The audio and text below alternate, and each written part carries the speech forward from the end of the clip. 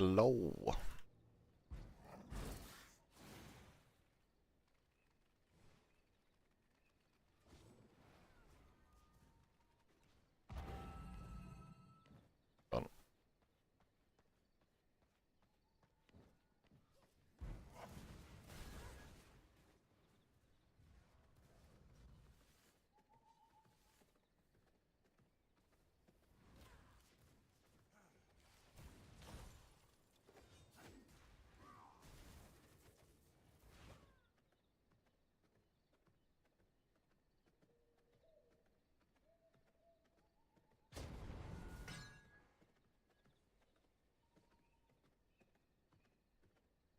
Oh, it's Pudgy.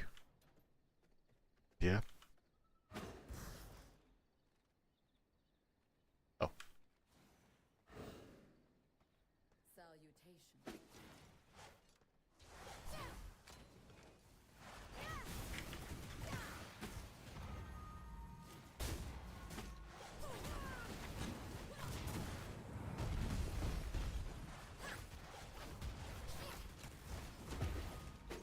Yes. The ghost.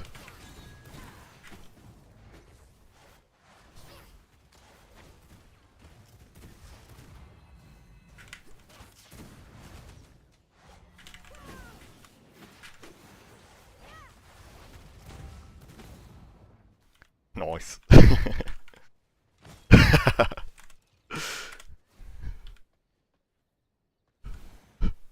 I don't think Pudgy's having fun.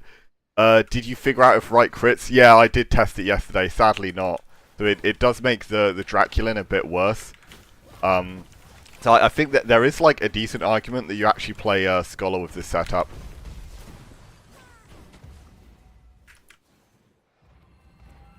Wait, what happened to my ghost? Oh, that's not fair.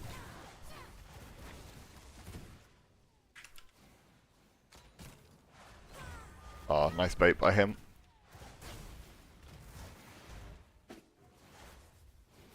Oh, crap.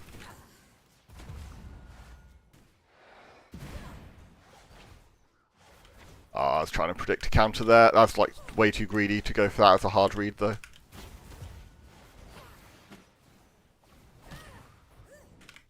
Oh, and he's not triple slasher. Need to keep that in mind too.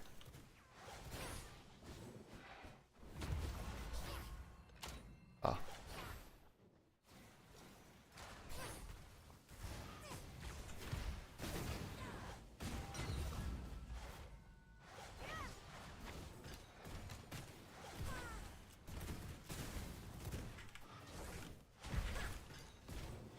Oh.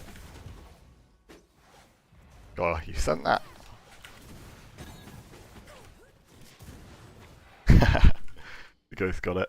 I feel like Scholar would be better for the shield, maybe Wisp as well. I think you still have like lower cooldowns with the Draculin. And it would be more damage. Like it's sort of like which do you value more? It's going to be pretty close in power. Scholar would like without question be tankier though, and you get more free cast as well, which is kind of nice. Okay. Oh, I tried to read a blood right there, but he did ulti. Got 70 from the Chaos Dash explosion there.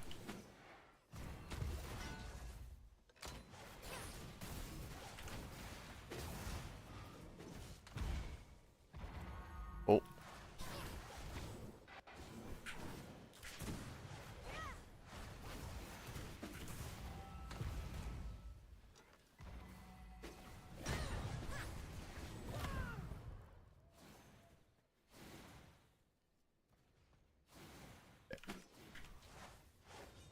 Oh, Fury.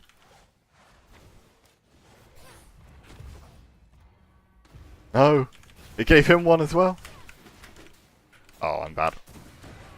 Okay. I gotta try an ulti to bail out there, because I messed up pretty badly.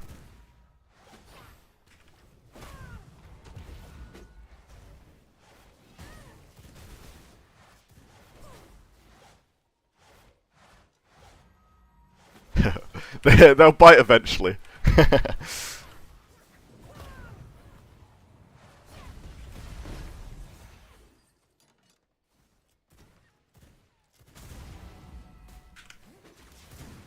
Oh. Ah. Okay, that has a lot of damage, actually.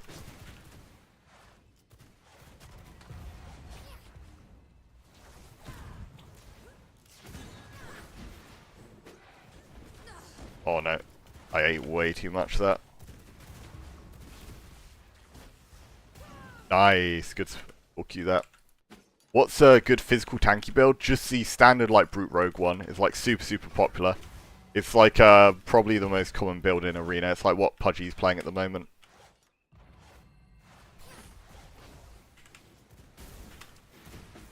So I think the most common is Blood Rite. Blood Rite, Blood Rage, Storm Dash is probably most common.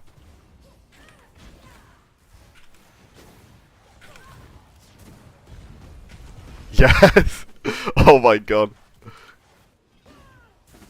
That's such a funny way to dodge the leap, actually.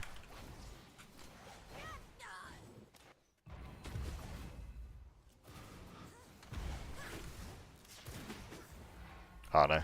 I gotta back out because he's always gonna get the trigger there from the ghost.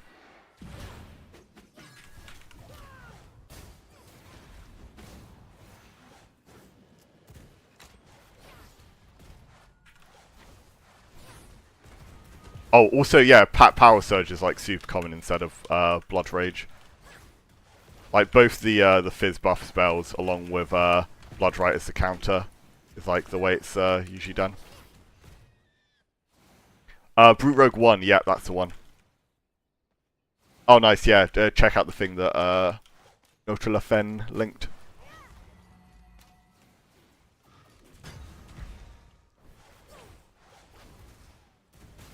Ah. Oh, baddie. That's Dark Enchantment proc too.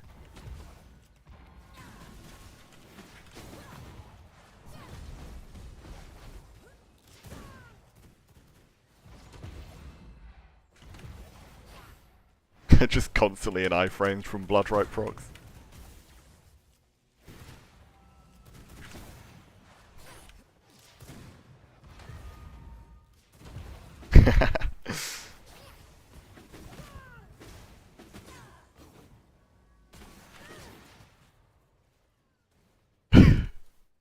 It's so funny. Oh god. Oh, nice bait. Ah, cutting out there for a second. Hopefully it's back now. Oh, so that's the last bit of it. Every player stuck for us.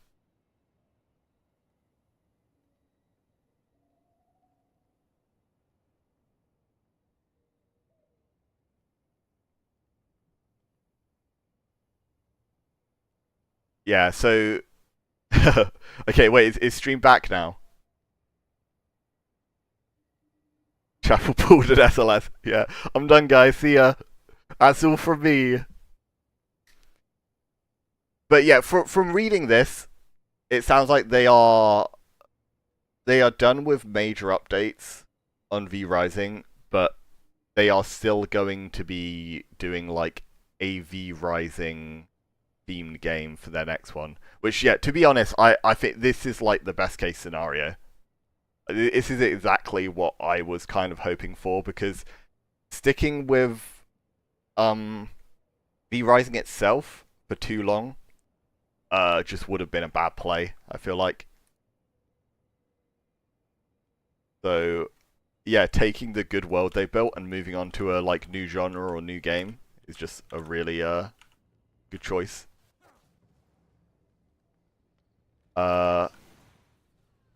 It's only Tarkov and Darker, and they...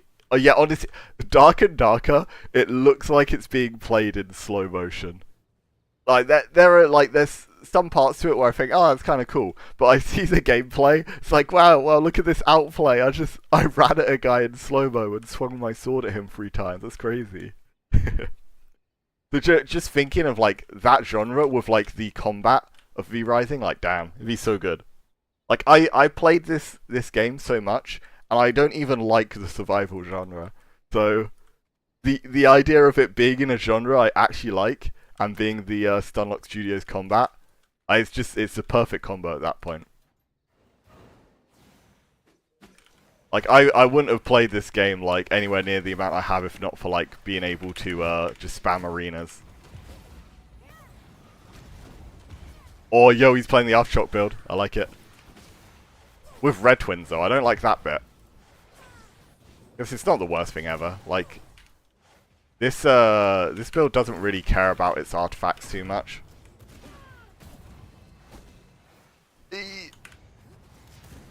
Oh, my bad.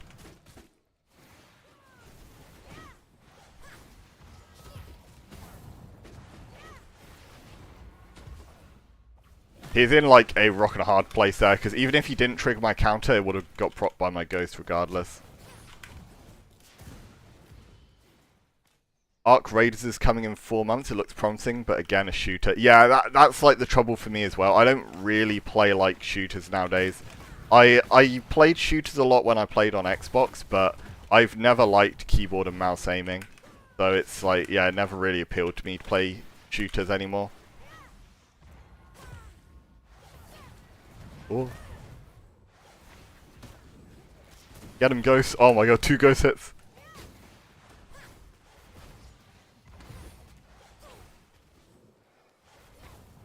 Oh. I love mouse and keyboard aiming. Yeah, the issue I like tend to games aside V Rising right now. I play on controller, to be honest, and most of them are like pretty like low dexterity compared to V Rising, which is quite a lot of button pressing.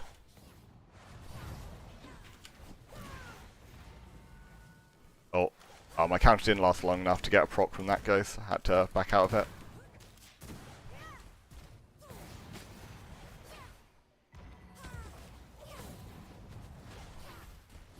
One of the big keys playing versus the Aftershock build, you want to have Ignite on you as little as possible. It's kind of like how against Frost you want to avoid freeze combos.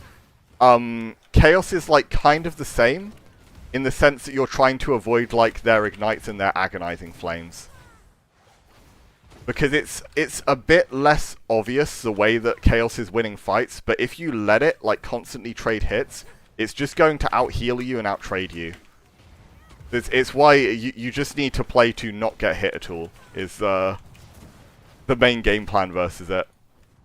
Which, for brute rogue players, isn't always very familiar. They're used to being able to getting hit a lot and not having consequences. But, even if you're like a brute blood build, you don't want to be like trading hits often. Just got to work out your forearms. I've been trying. I've been gymming it lately, but yeah, I've still been having weak arms, so need to keep it up.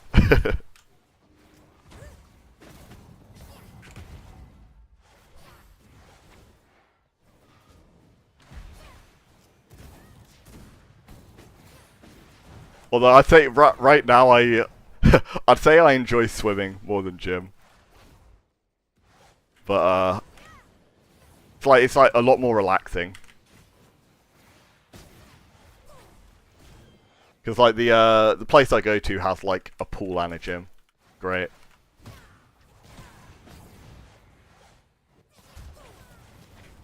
Watermelon.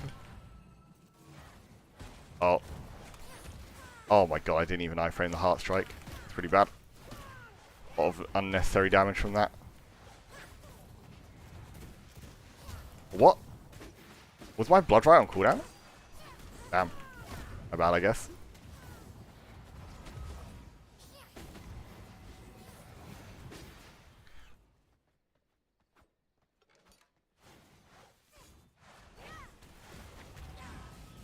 Oh, you don't want to tank those.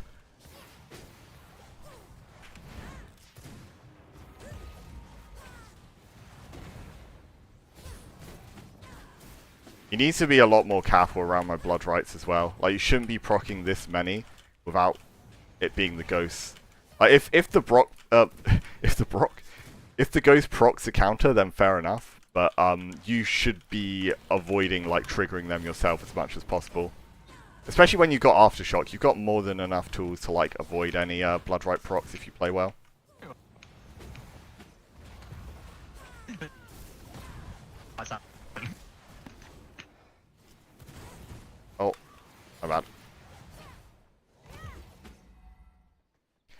Thoughts on running corrupted 89% secondary to get... no, because you want the ghosts. The ghosts are beneficial. Oh. Like what? Also... Yeah, also you're losing all the spell charge gain and the weapon charge gain. That's like 100% not worth it. You're losing like so much of the blood's benefit at that point. It's not just the move speed you're playing it for.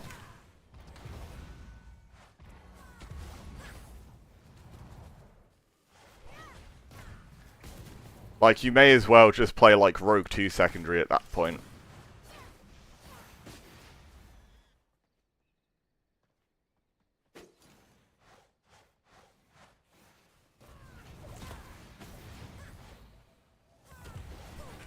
Oh. I think his heart strikes are a bit too rushed as well. He's often using heart strike like super early into the fight at times where it's like not safe to get it off.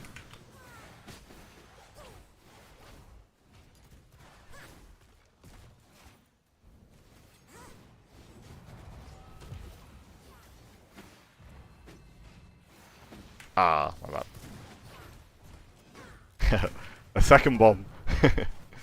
I might kill him, or well, he iframed. Ow. Oh, I can't hit anything. God, I'm playing this fight so bad. Like at the end there, just getting hit by the ghost, like not realizing my counter wasn't off cooldown and time and stuff. Is Scholar Brute good, and what build is going to be good for it? Yeah, Scholar Brute's definitely good. I think the best build with it that I know of is probably, it's either like Arctic Storm Discharge or Blood Rite Aegis for sure. I think Blood Rite Aegis is probably the better of the two. Because Arctic Storm can be kind of annoying versus people that like are just gonna camp it out, but you can't camp out Blood Rite Aegis quite as easily.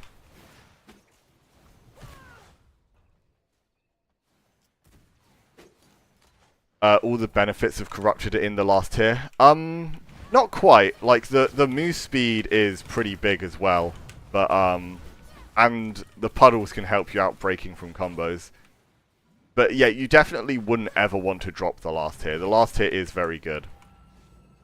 Especially in terms of like the way it interacts with counters, all the benefits in like the last tier. Because a lot of the time, like the move speed is like really nice, the double counter builds. But a lot of the time you're in like your counters anyway, and it's like the ghost switch are giving you like all the value. And the recast, of course.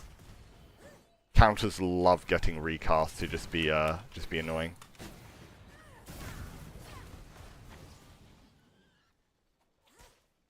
You can dodge the rebounce coil? Yeah, you can.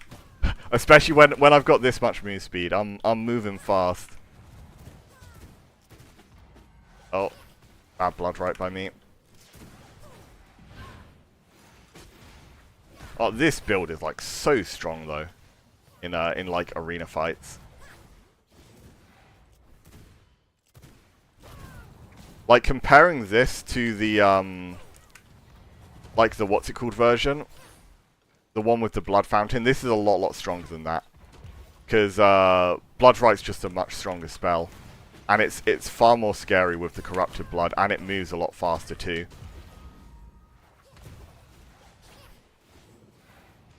Ooh.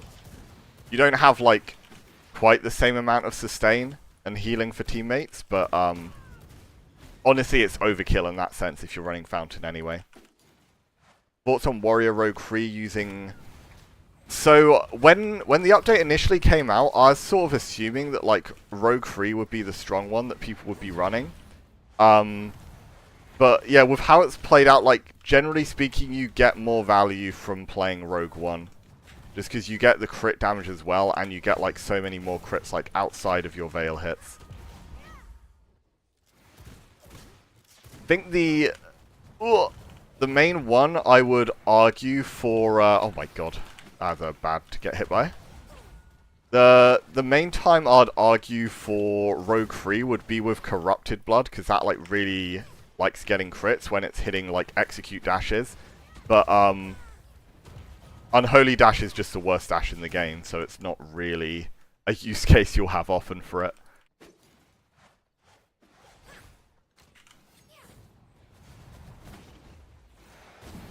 Nice.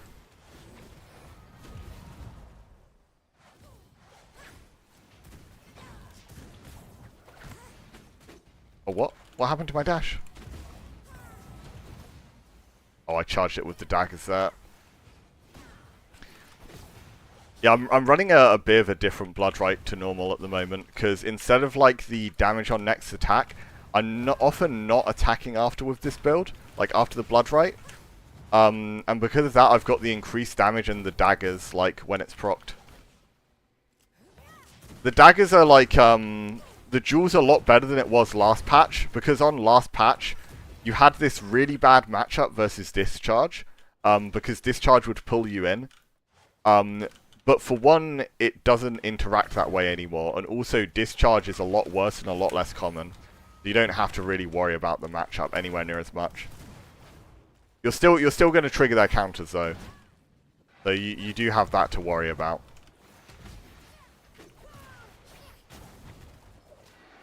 Ah, bad heart strike.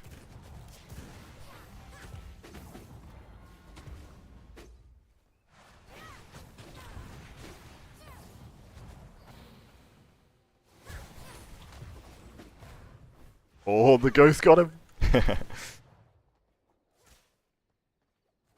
Feels good on Arty Mace. Oh, what, the Rogue Free? Oh, yeah, I see what you mean. Because, yeah, you get the guaranteed... No, I see your angle for that. Yeah, to be out of all the Bloods, it's one of the ones I'm, like, less knowledgeable about. So, I've not thought quite as much about the use cases for, like, the different Rogue Bloods. The same way that I have for, like, some of the Spell Bloods and that kind of thing. I don't do like quite as much theory crafting for Fizz builds. Like even the Fizz builds I have played with like the max damage dags and stuff, I didn't figure out like the stat optimization for that myself. That's something that like I found out from Chipser. Because like pretty much all the builds I play are the Spell Bloods.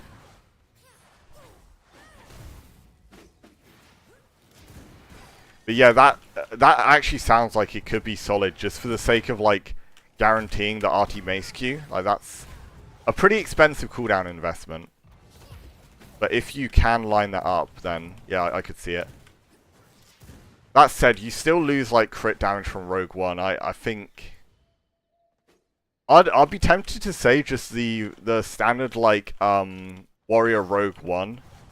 Like full Fizz combo with an Arty Mace could end up being broken. I've not actually tried that out, but it is one of the highest scaling like physical things in the game. So, oh, could maybe be good. I just walked out with Spear Q.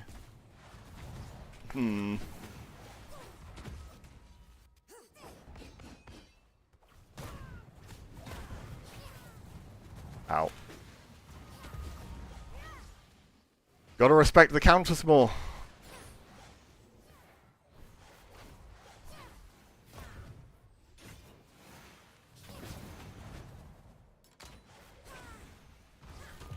And like your artifact aftershock timings need to be on point on this build as well. If you're pressing it whilst they're just moving around, it's going to be like really hard to land it. You need to sort of try and set up interactions in a way where they can't have any way to dodge it without using a cooldown. You always want to at least trade 1-for-1 in cooldowns, like on your aftershock. Can. It's been a kind of bad start to the fight. Oh, of course, the ghost just disappears. Ah.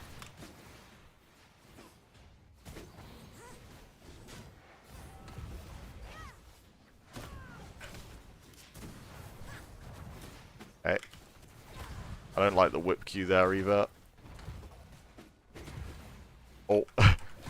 Don't charge to the barrier. Oops.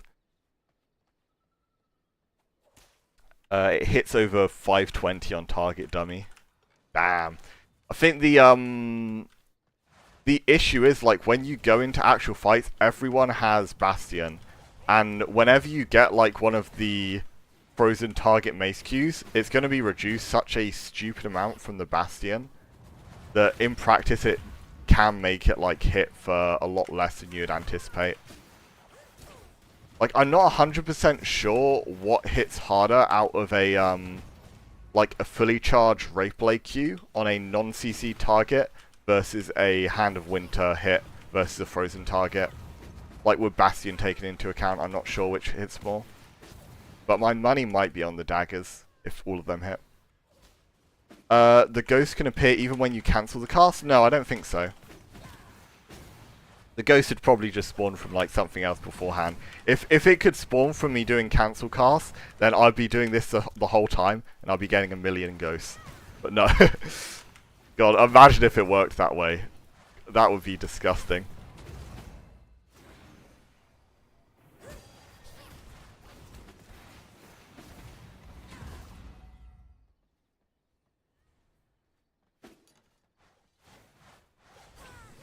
But, Coil's like a pretty scary spell to bait cast with, because it's like, it's so fast it comes out. And, even though you've got, like, endless charges of it, it actually hits, like, pretty hard, all things considered. What? Oh. Oh, my Heart Strike sucked. I took an awful trade there. I'm on, like, no cooldowns as well at the moment. Should be going aggro. Nice. I mean, Red Twins was a good option, actually, with me having no cooldowns.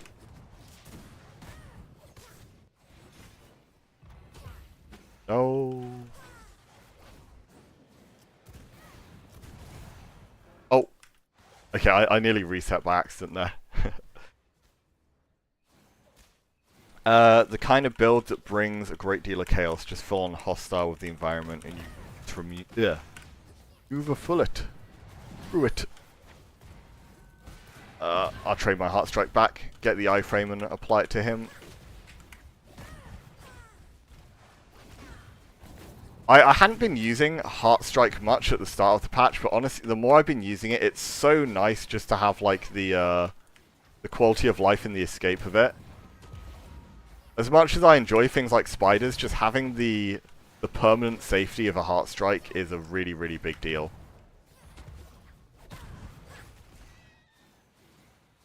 Surprised these coils hit for 124, it's pretty decent. Yeah, they can hit even harder if you have, like, more ways to apply Condemn, which I don't think I do. Something I was testing around with was running Unholy Dash, both to apply Condemn, and it gives you, like, the skeletons to bounce off of. And it is funny on paper, but it's just, like, it's not good enough to justify running. It makes your renewing flames a lot worse as well. Without the Chaos Dash, you just don't have, like, anywhere near as much healing, and you don't have as many ways to apply your renewing flame. Also, like, Chaos Dash just does so many things at once. You're, like, losing AoE damage, you're losing damage in general, you're losing mobility, you're losing healing. Like, the idea of Unholy Dash working with Coil is fun, but you're just losing too much for it to be ever, like, worth it if we're talking, just objectively speaking.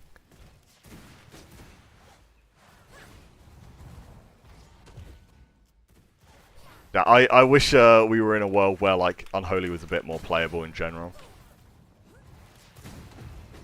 There were some, like, attempts to make that the case this patch with, like, the skeleton bomb and all that, but it's not enough to make it viable. Not even close. I hate when I get stunned, like, twice in a row going... yeah, same here. Like, there are times where you just want a Heart Strike to escape and you're just getting, like, spammed the whole time.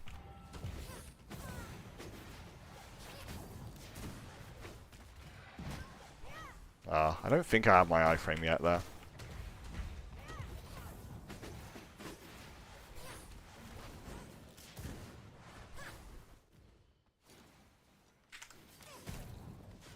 Nice. Windblade.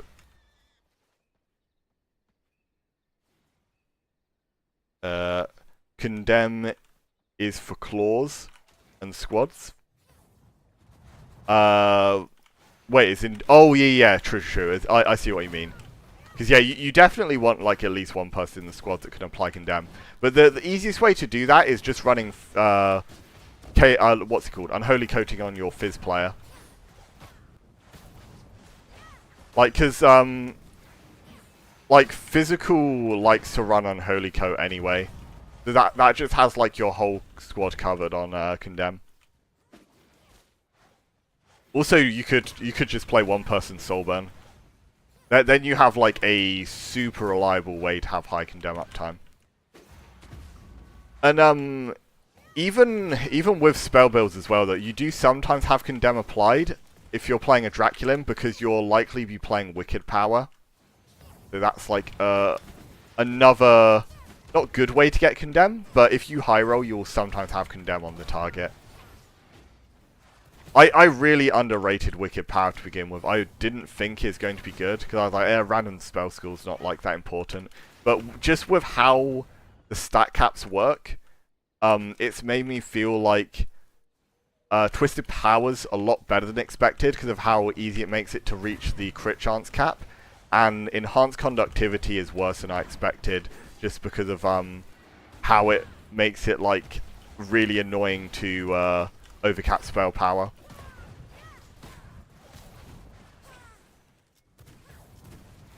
Love Wicked Power, so many ways to proc it. Yeah, I think the most messed up one I've heard is the fact you can proc it from the flame patch of Void.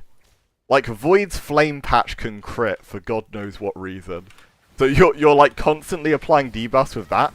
It's part of the reason, or part of the many reasons why like the Void Frostbat build's so obnoxious, because Void is effectively working like a chill applier as well. Because why wouldn't it? It's Void. It gets to do everything. Oh, get hit by the stun. That's the thing. I have my I have Ignite applied. I have my heal over times on, so I'm just gonna sponge all the damage.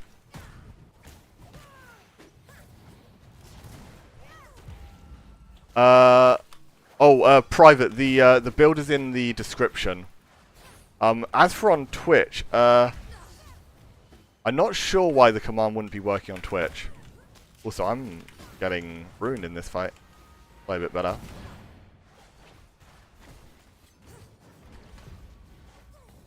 Ooh.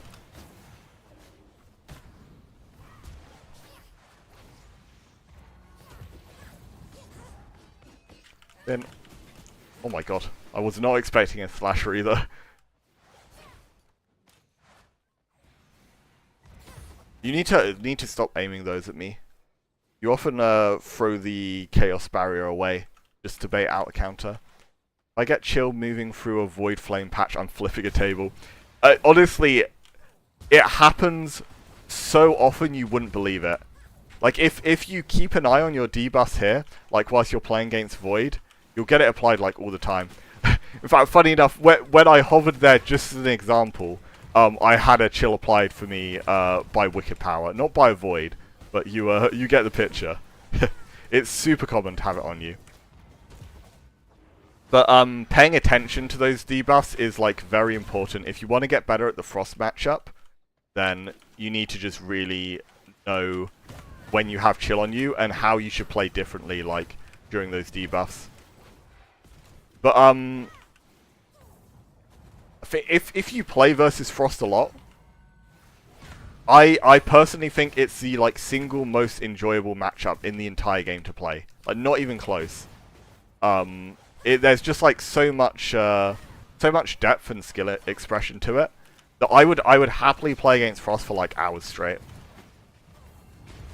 Oh, he put his aftershock down and he would have got good damage, but he hit me afterwards. RT Spear Q applies it really well too. Oh yeah, I'm not sure if the Ball Lightning can crit, then no wonder.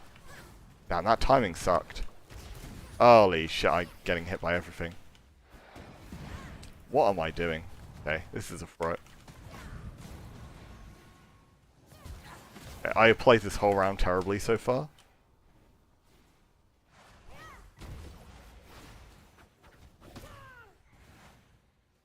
That's bad barrier though. Like as soon as his barrier's down, I just need to look for a Chaos Dash, get my healing, get the healing over time.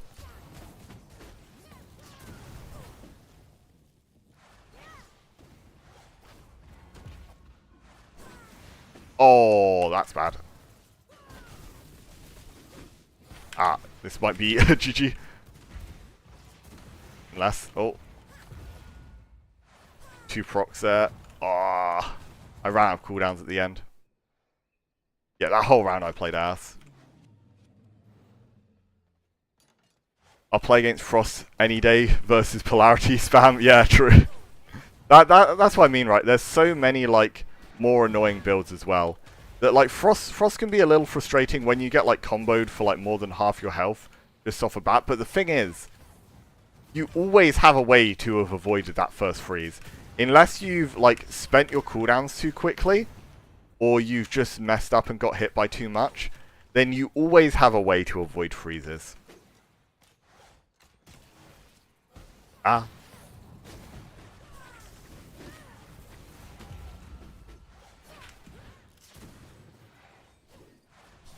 And yet, when you compare that to, like, yeah, Brute Blood, where they just, like, eat all your damage and don't care, or, playing versus Polarity, where they're just permanently in iframes and they have no cooldowns on their spells, like, all of that kind of thing, it's so much more tilting to play against than Frost, for sure. That said, I don't mind Polarity Ball Lightning too much, either. I think that one's, like, okay to play against. Stop throwing that directly at me! What are you doing?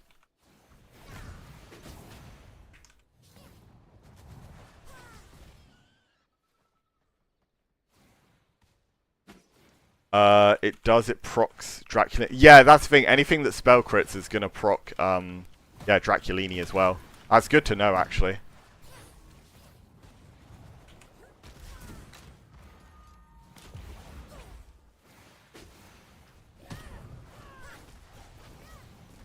Oh, no, I didn't have the Blood Rite in time. Awful Blood Rite again, too.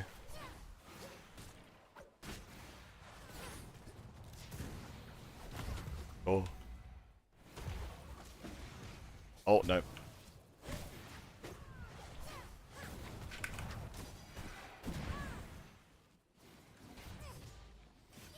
Oh, I didn't realize I had a free cast.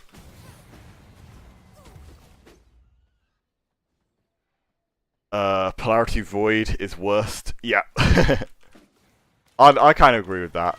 I think it's, like, I don't know, actually, because overall, yeah, I think Polarity Void's probably the one I've had, like, the most problem playing against on this patch.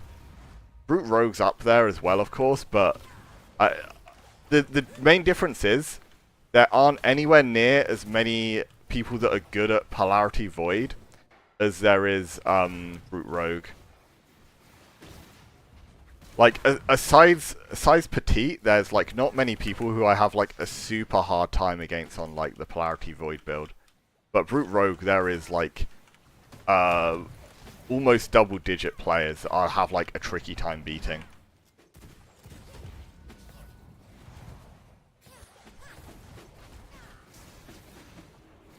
Oh.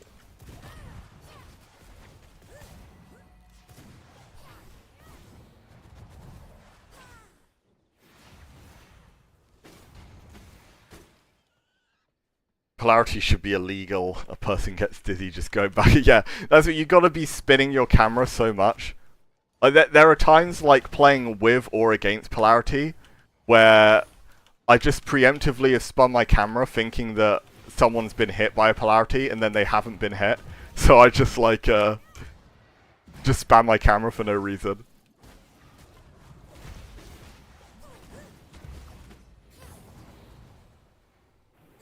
Oh, too early. That's a big punish for that too.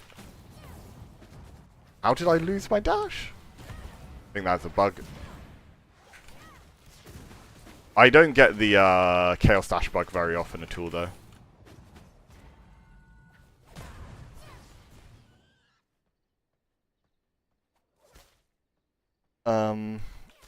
Blood slash Q&E can proc spell crit. Oh yeah, for sure. Yeah, I knew about that one. Yeah, because the Vamp Curse has always been able to crit.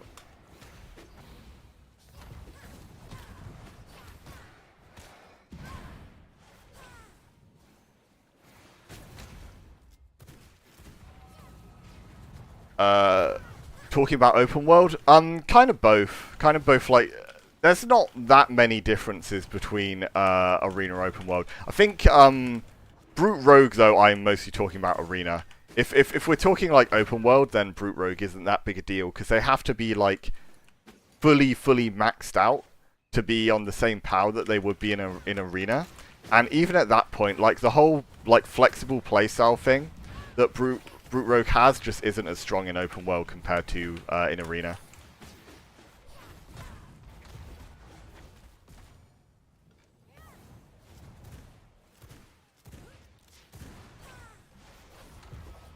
Brute Rogue's just... Yeah, Brute Rogue's easy to play. It's easy to play, and also people are very used to the playstyle because it plays similar to the stuff that was meta in 1.0.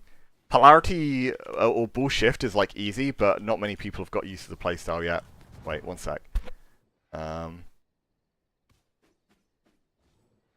Open world, Void... Yeah, Void Spam becomes far more obnoxious in open world, that's for sure.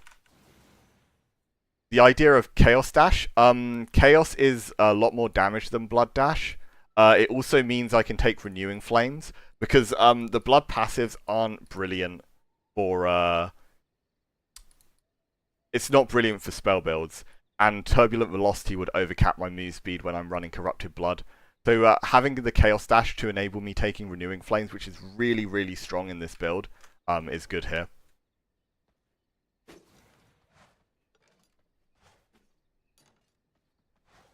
Yeah, I run Whip instead of Reaper. Reaper's really good, but I think it's, once again, it's something that's like less important in spell builds. And it's something you can get very used to playing without, which I was never someone that played Reaper a lot. Even at times where you could fit all weapons on hotbar, I didn't play it a huge amount. Ah, he got a recast. Hit into my counter again though.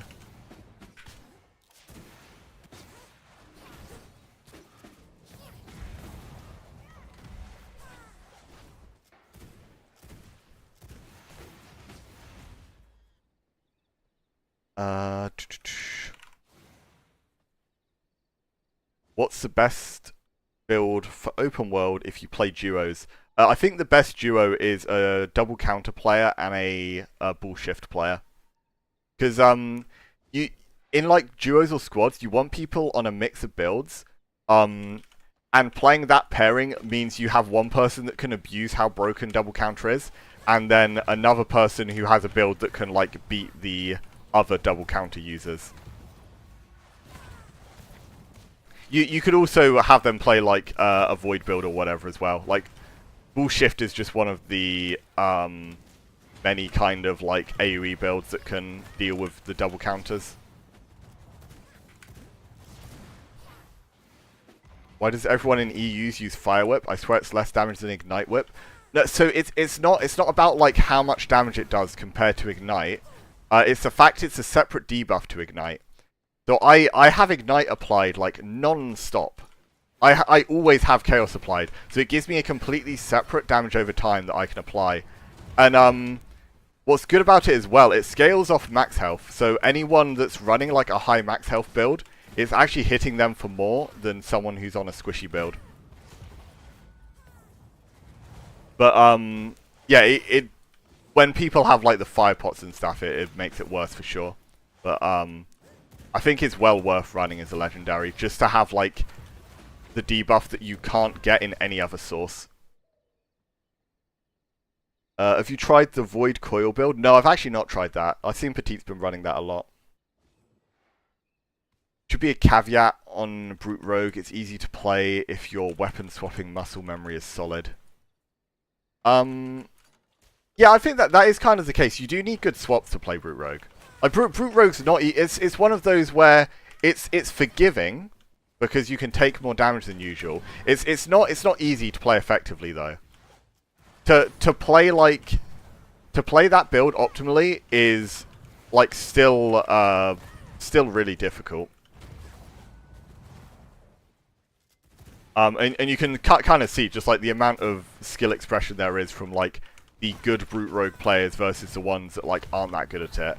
There is a like ridiculously big difference between playing against someone who's experienced versus not on that build.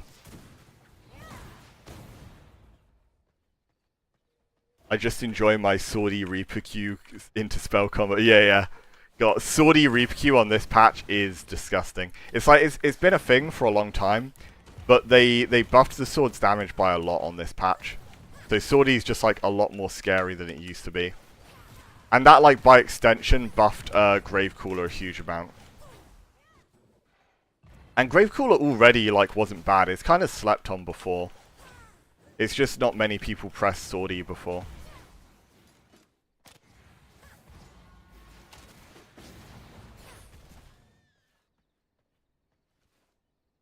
What if they're playing double AoE? As in, oh, do you play double counter with them? You can still beat double AoE with double counter. You still have good move speed. You have good move speed. You have your like weapon skill cooldowns to dodge it, and you have your corrupted ghosts. And in open world, you have the open world mobs too. And considering how since they have no defensive at all, and if they're playing double AoE, they have like no like semi defense in the way that like polarity shift is like straight up better than double AoE because of the fact that you actually have some good defensive value as well. If you're playing double AoE, then a double counter player, like, oh yeah, they're going to get hit by the AoEs if they mess up and use their counters at bad times, but they should just be able to run you down.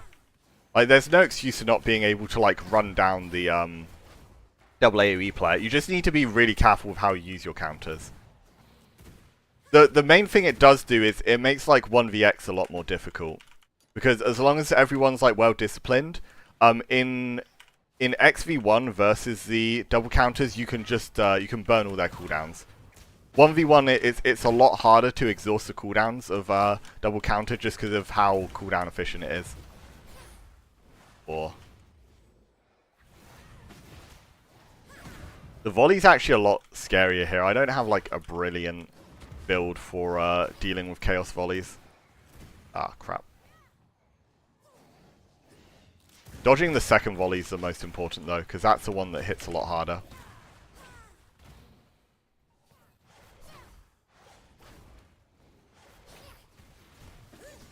Oh.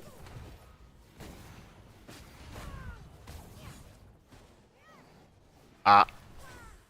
You didn't get a crit, luckily. So I didn't have my blood right.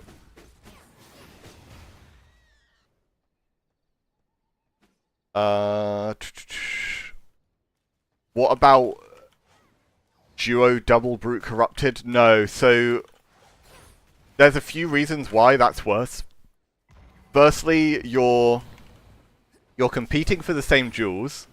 You'll have a hard time killing other corrupted players. And you'll have a hard time versus the double AoEs, like, with both of you on it. Because there's also, the builds like Aftershock Chaos Barrier, and like the Void Polarity Shift, like those kind of ones where they have AoEs, but they still have a lot of their own safety. They are a really rough matchup to play into the, like, as the double counter. And if both of you are running that, then you're going to have a hard time into those fights. And then also, if you're playing raids, double counter's a lot less impactful in raids. So you you want your double counter player in Golem, and then your spell build player can be the one like doing good damage. And also the double counter player can be the one to like chase kills. So whoever has like the AoEs, whoever has the high damage, like softens them up, and then the double counter player chases those kills. It's really hard to escape from. Oh, okay. I didn't have my ah shit. I didn't have my counter yet.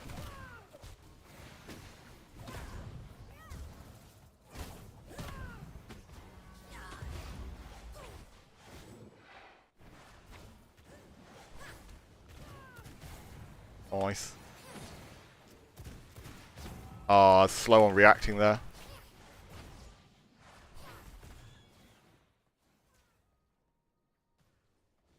Hey, Mal. Bull shift plays well versus double AoE. Yeah, that's true as well. Like that's one of the other reasons why double AoE isn't great, because you lose really hard to any of like the high move speed like projectile AoE builds. Like projectiles have so much more value in the double offensive matchups than two AoEs do. So you're like really making your good matchups like one-sided, and even like your supposed good matchup, you'd probably have an easier time if you had the projectile anyway, even though the projectile itself is weaker into the double counters. Like an AoE spell helps enable a projectile spell to have more pressure versus counters. But an AoE spell, like, they kind of synergize together, but they just don't have anywhere near the same reward that projectiles do, generally speaking. Like, a lot of their power budget's invested into the fact that they can hit through defensives. Warrior Scholar just works too much better than Brute because of the change... because of the charge synergy?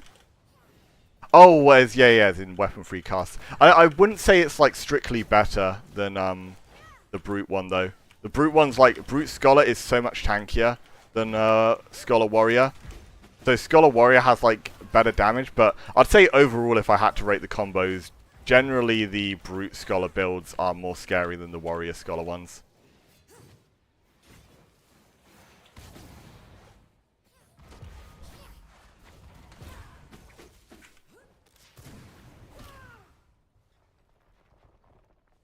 Wouldn't Counter plus Aegis be a better spell combo than 2 counters for Corrupted? Arguably. Oh, to deal with AoE. Yeah, I'd say it probably has a bit of a better matchup. The thing is, if you're running a Phantom Aegis on Fizz builds, AoEs will usually just blast like right through it. Like they do more than enough damage to combat it. And even though the counters themselves are screwed over by AoEs, when the counters are procced, they're giving you iframes. Which, in some ways, is more valuable than having the, like, Aegis to sponge the AoE damage. So I'd say overall the double counter's, like, stronger than the Aegis plus counter, but I've not seen a huge amount of Aegis counter yet. From what I understand, that's probably like a bit more popular on NA than it is EU, because there's not many people on any EU who have played it. But is strong last patch, it'll be strong this patch as well for sure. But I think that there's a good argument to run Scholar Brute if you're playing the Aegis. It gives you the shield efficiency and the spell free charge. Like that with Blood Rite or something is like sounds pretty scary.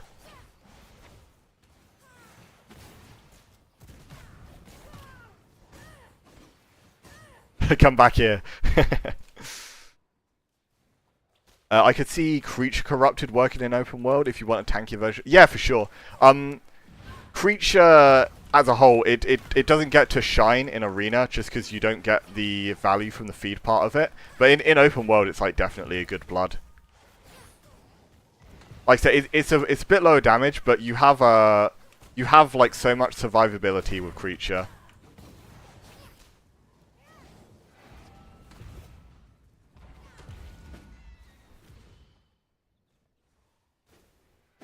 Brute with Scholar 2 is incredibly hard to damage.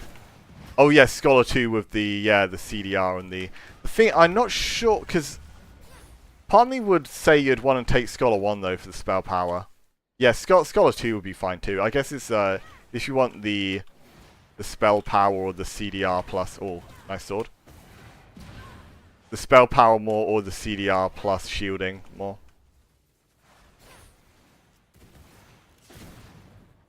But I think if I was to play that build, I'd probably be playing Scholar as the primary, to be honest. And then what, like Brute Or would it be like Brute 3 is the second? It's something like that. I can't remember which Brute line's a good one if you secondary it. I mean Brute 1 it might be actually.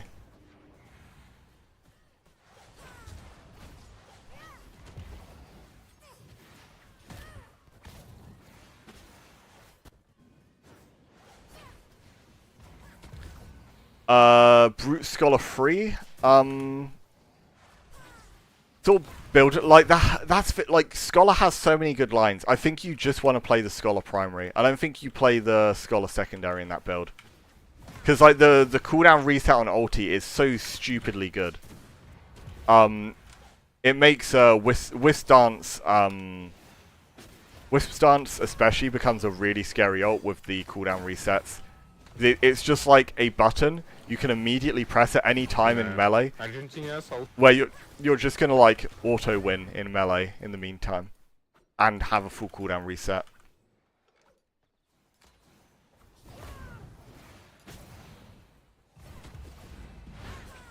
Yeah, come on, I'll be down to watch that.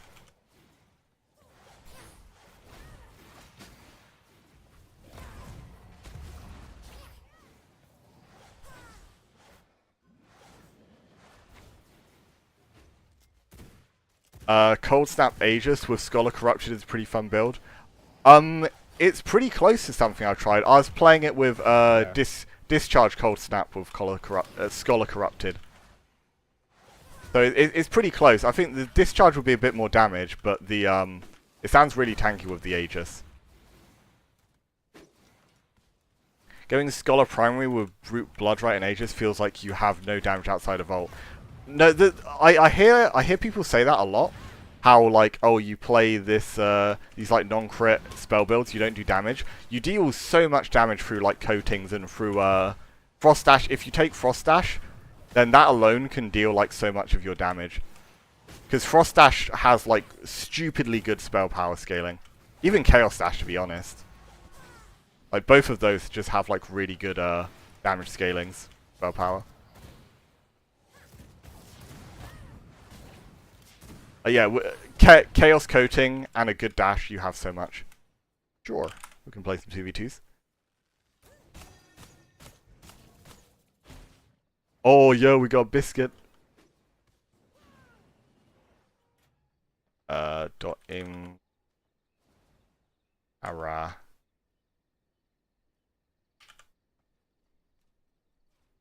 Wait, Biscuit only has bow equipped. Oh, no.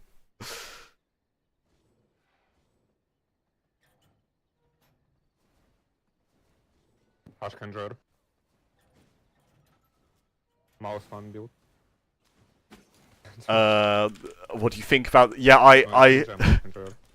I've seen like the cheat programs for this game. I don't want to talk about it because I don't want to give it any time of day, any awareness.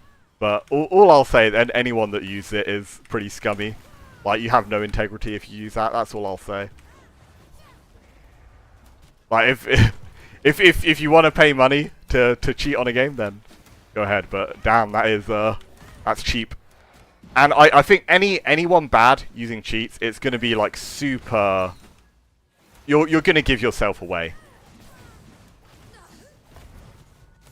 Oi.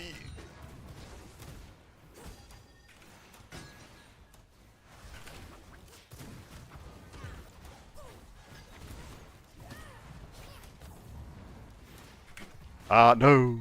Nearly. I get you don't need the extra heal because you have Coil, but if you're running Blood Rite in another spell build... Oh, yeah, I always run that jewel. That jewel's really, really good. I have that in this build too, even though I have all the Coil healing as well. Having it from Blood Rite 2 is nice.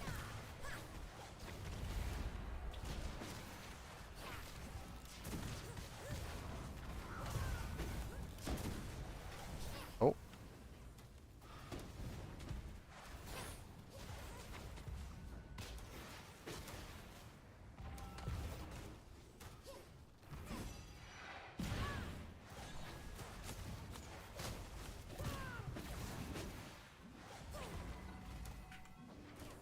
Ooh.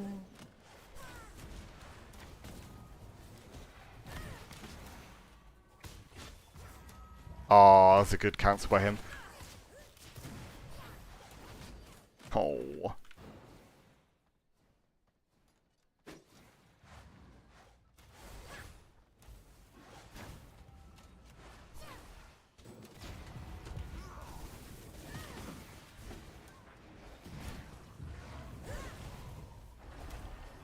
They have the golem down.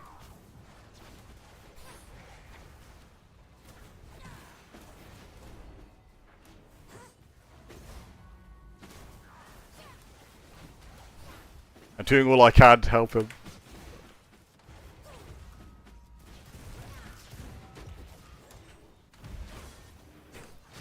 Yeah. Nice.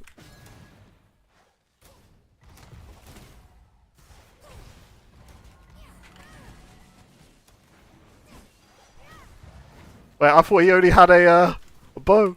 I saw him take out the pistol.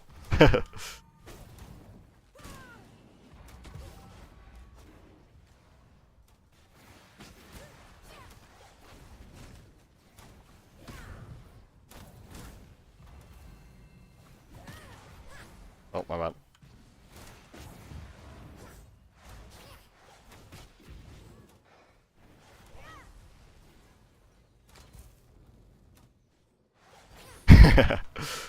Give him a little heal.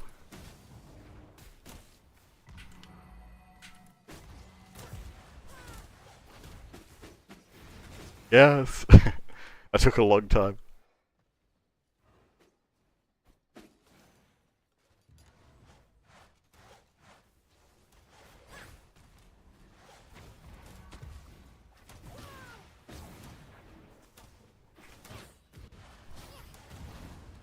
Thank you, Ghost.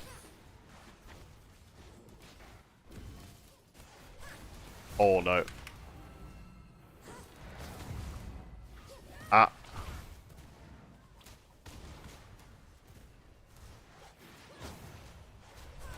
Oh. Get me out. I don't want anything to do with the golem.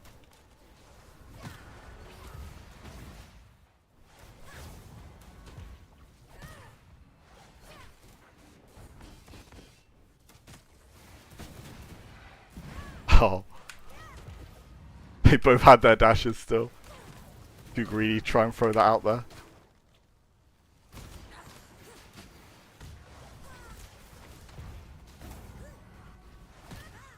Ah, I've got nothing left. Oh.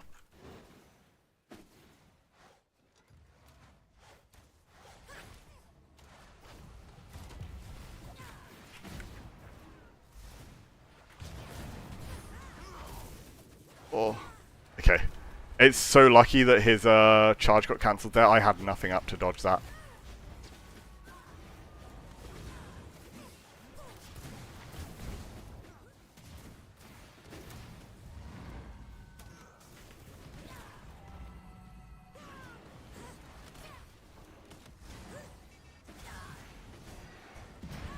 Oh, what? Ah, he waited it out. He held.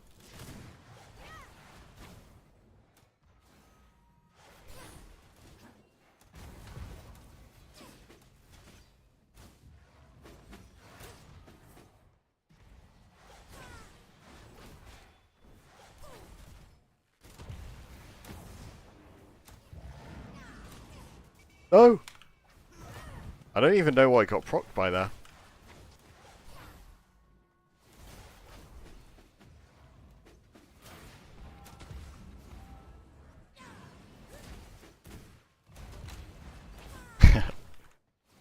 Me and my group of friends set up our castle early in Farbane Woods. We are now 71.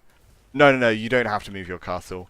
There are cave networks around the map that make it like very easy to navigate back to Farbane, like regardless of the point of the game you're in. And the thing is as well, Farbane has like the most cave networks to it from anywhere. So if anything, like Farbane's probably one of like the best endgame spots to be in. I think between Farbane and the Snow Zone are the like the most overall convenient spots. But you never have to swap your base location.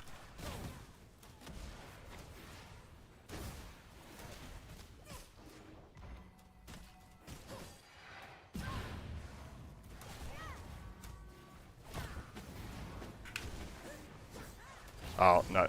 GG. Oh.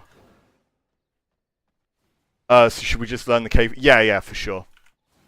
Yeah, because they'll be in pretty much like every single endgame zone. So there's one in Silverlight, there's one in Gloomrot, there's one in Cursed Forest. Like all of these really far away places, you'll be able to take these cave networks back. Will put you in like super close distance to your base.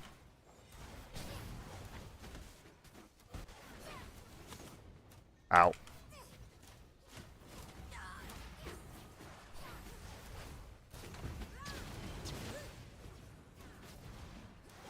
Uh-oh.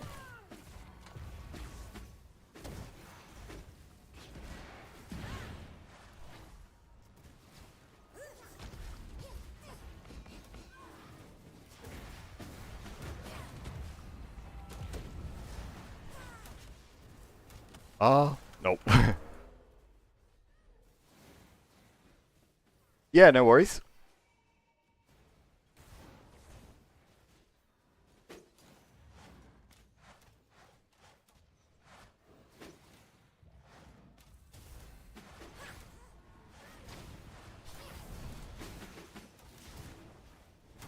Hello.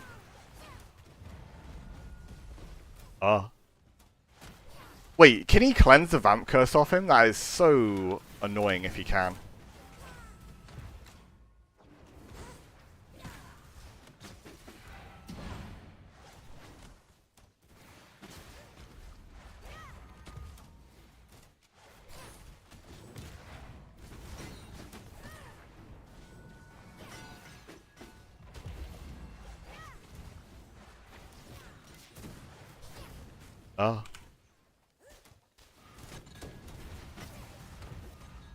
Yes, winnable. Just need to try and finish killing Biscuit. Ah, GG. God's sake.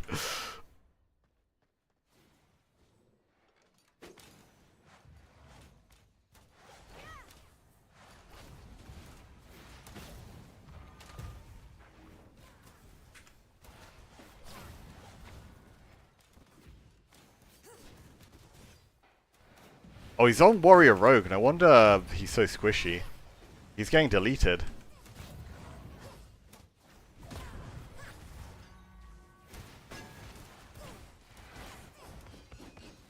I got nothing.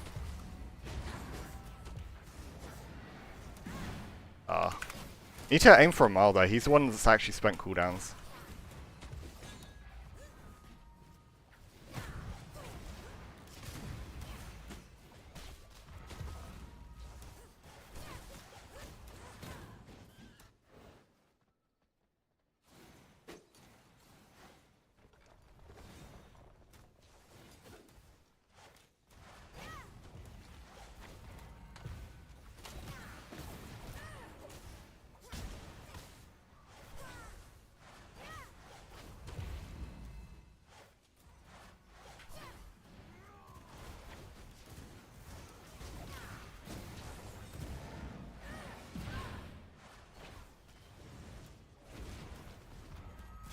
Ah, dear, what am I doing?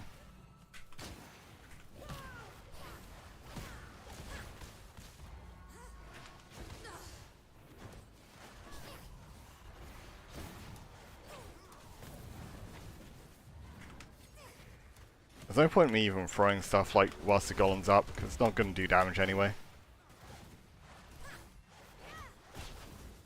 There we go, nice. 1v1.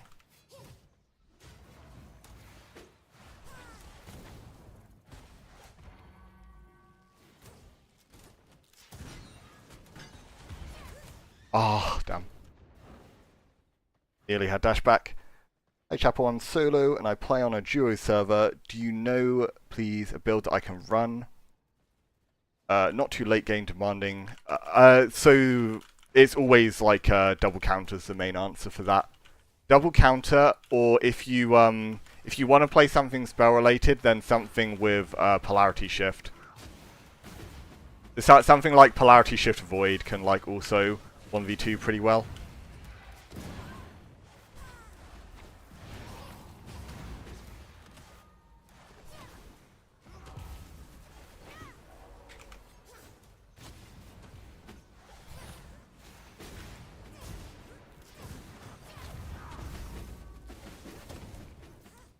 Oh.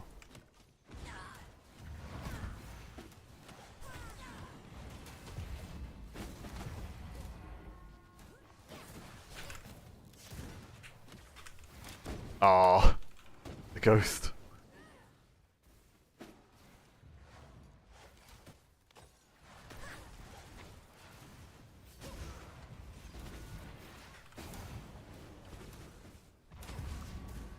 That's best I can do there. Ow. Wait, what was all that healing from though? That's crazy. Is that just his weapon leech?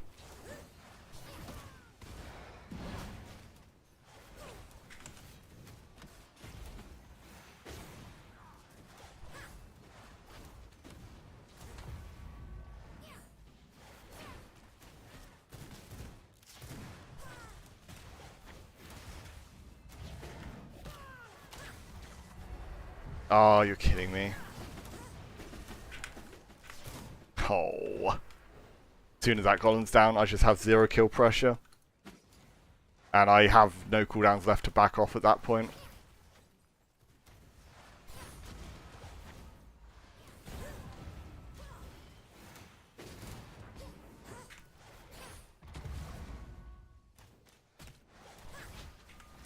Ah, my bad. Oh.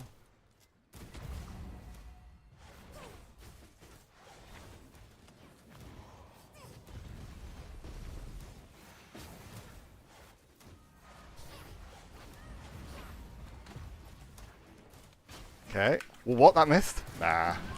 Going.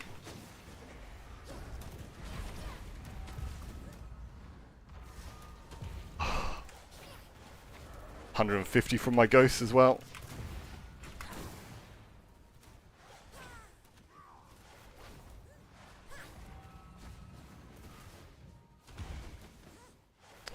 Ah, sad. Okay. Get my coils back at least. Ooh.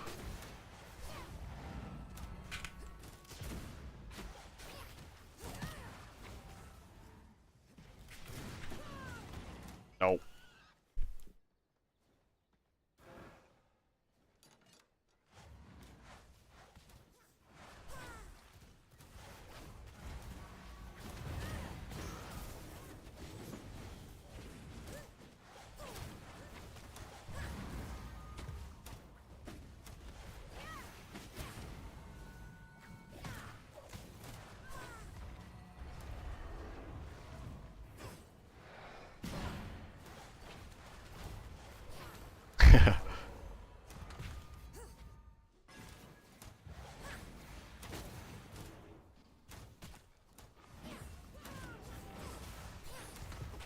Okay. Wait, what happened to my other dash? My other counter, sorry.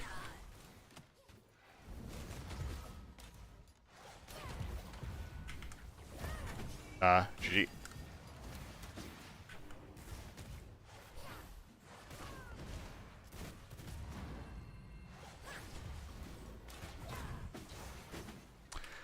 Oh, God. Just constant 1v2s, though, I have to play.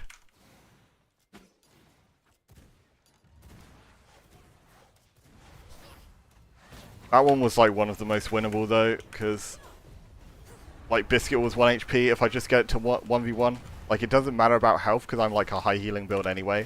I could have played the 1v1 if I played it well enough. There we go. Oh, shit. Ah. I'm dead now. Nothing left. I have the Dark Enchantment still, though. That helped a lot there. I got hit by 300 by the pistol, though. Because I got crit by it. Good fights.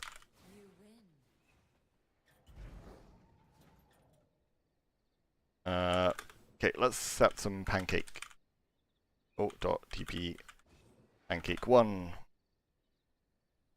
+1 for pancake.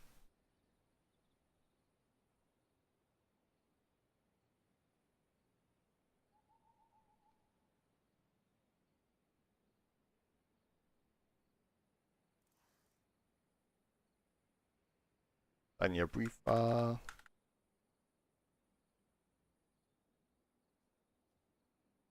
A on the way pancake.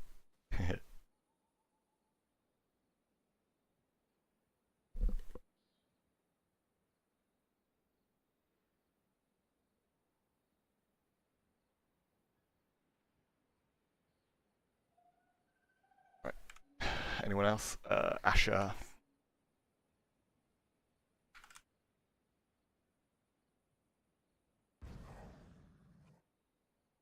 Very happy to see a polarity shift gets gutted next balance patch. Yeah, I think it probably deserves it, to be fair. Not sure what would be best to change about it, though.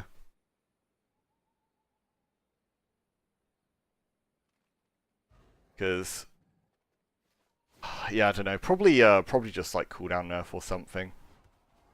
It's uptime that makes it so annoying, more than its damage is good, all things considered, considering the utility it has. But the utility or the cooldown and like the uptime of it is like the main thing that's super obnoxious when it's like in a double offensive. But I think it maybe warrants like a nerf to the Draculan cooldown reduction too, because that's part of what's contributing to it. Let's see how many we got. It's 4v4. Okay. One more for pancake.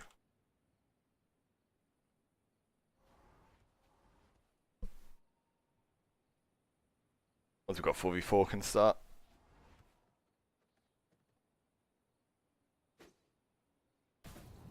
I got hit for 130. Crit polarity shift into 280 ball lightning. Yeah. Yeah, that's the thing. Like hitting the damage of it as well wouldn't go amiss.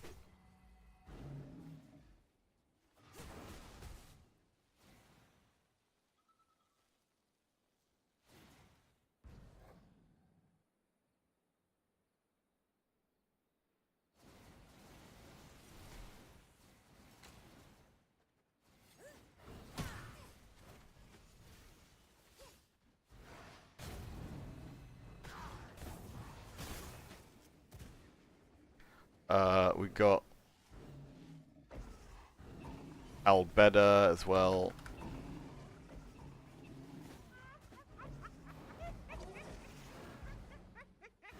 One more pancake.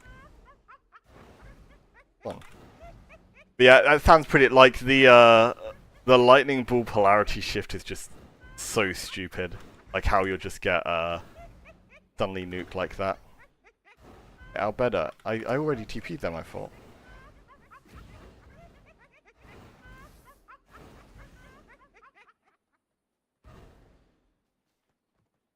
Oh, there you go. Pancake 1.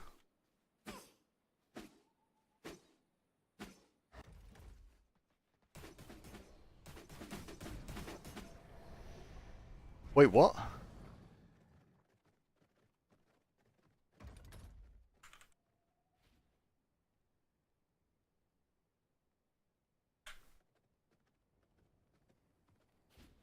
Wait, yeah, it's Albeda. Yeah, that's exactly what his name is. It didn't teleport him. Would Moon Speed Elixir be viable for Frost Discharge? I think the Moon Speed Elixir is generally not the best. There are many other ways you can get Moon Speed. Like the most common elixirs are either the crit ones or the health one if you don't care about crit. Because the max health and healing received is like, it's never bad.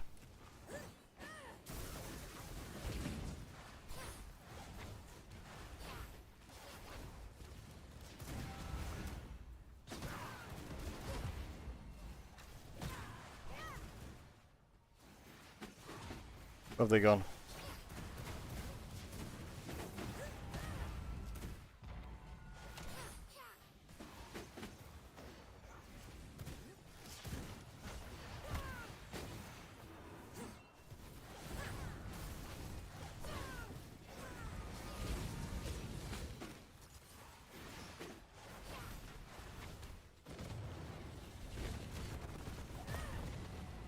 I should have maybe put me and Ego on separate teams at least. Ow.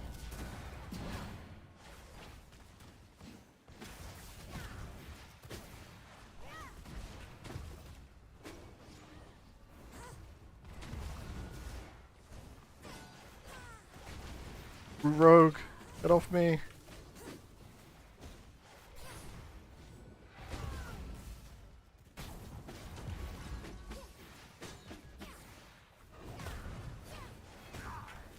Ow.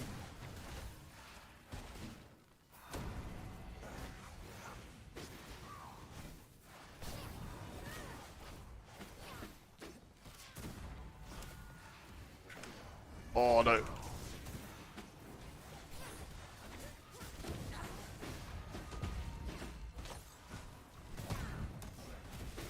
Wait, what happened to my counter?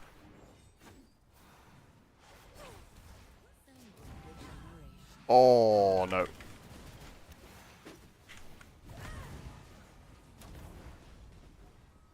By me.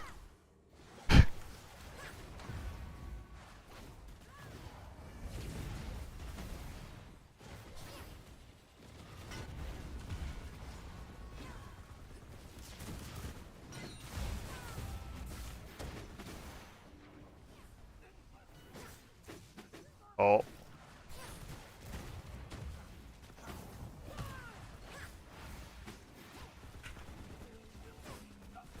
Oh. Running.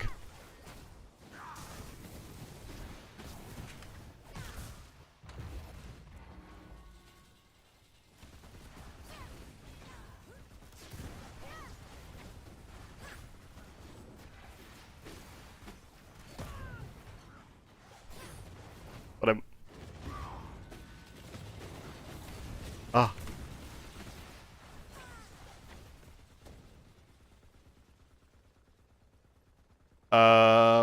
Was just thinking chase potential in... Yeah, that's like, you want high move speed and stuff, but there are just better ways to do it than running the elixir for it. Like, the elixir's not super noticeable, and move speed's such a accessible stat from elsewhere.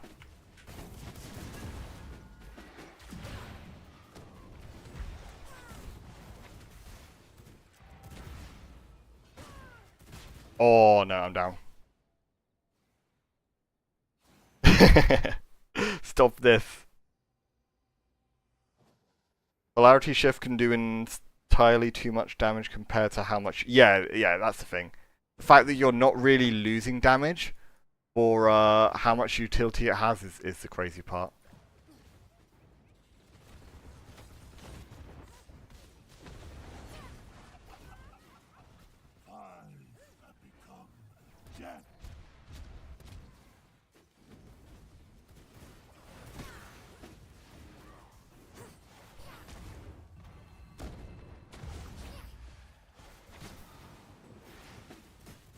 Oh.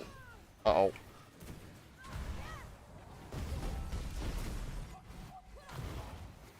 Get the health orb quick.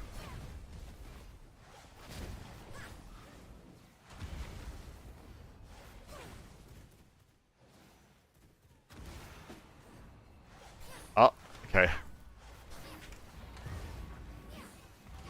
Ah, no, the ghost. I was trying to spear Q him in the line of the ghost to get the hit off, but he's had his counter up just before.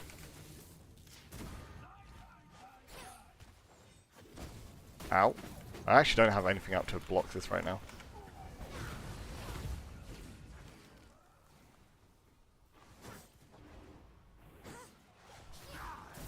My god, it sends it.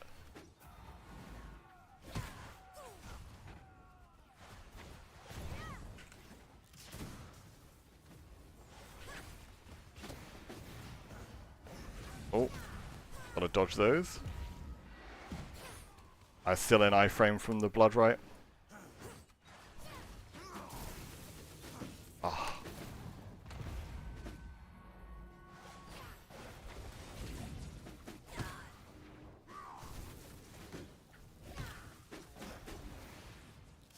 Oh, hello. Ah, unlucky.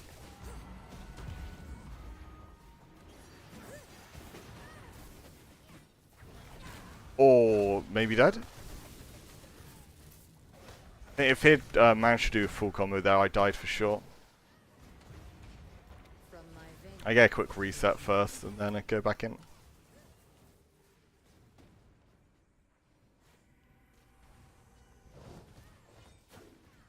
Hello, sir.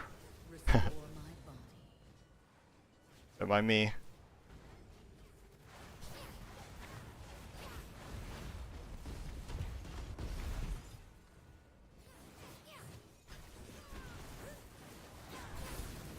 The Twin Blade Q return got it.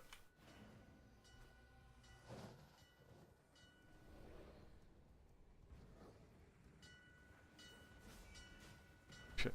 Ego's doing the strat. Pushing the oars.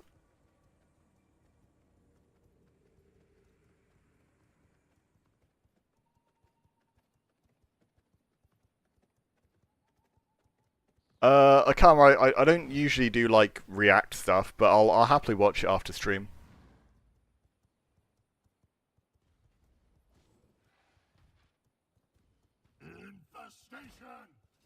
Oh, chasing me.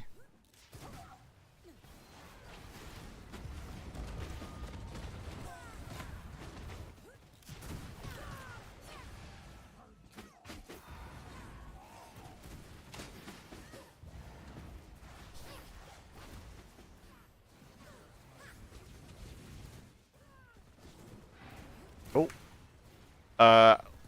Do you think... Oh, yeah, I definitely think Twin Blade's a good choice instead of Greatsword. You need Greatsword a bit more in Fizz builds because the auto attacks are really good. But in general, I think that Twin Blades is a really good replacement for Greatsword on this patch. I've been thinking it's a lot better.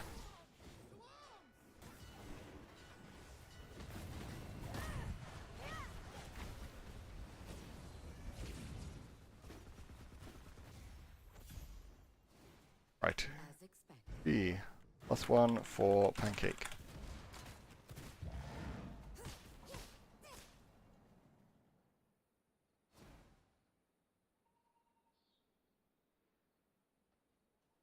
Okay, let's try and make sure our bed actually gets in this time.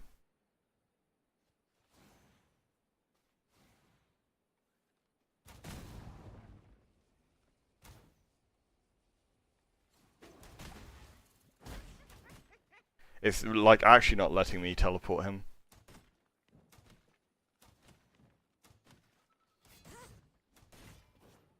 Is it? I guess he's not showing us online. That's so weird. Like it wouldn't let me teleport him at all. Ebola.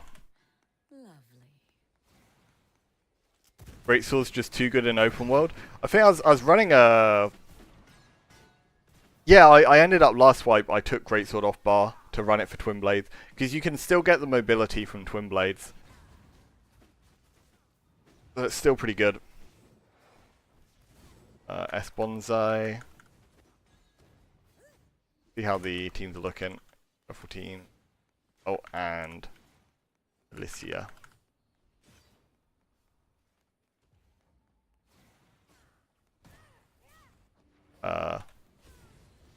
Dot shuffle teams. Oh. Need one more. Yeah, we'll still play short for 6v6.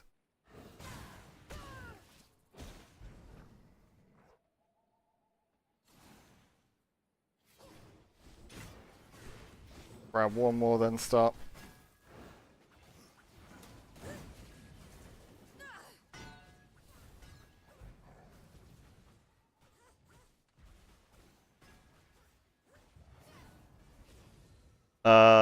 If not, I think we could just run a 5v6.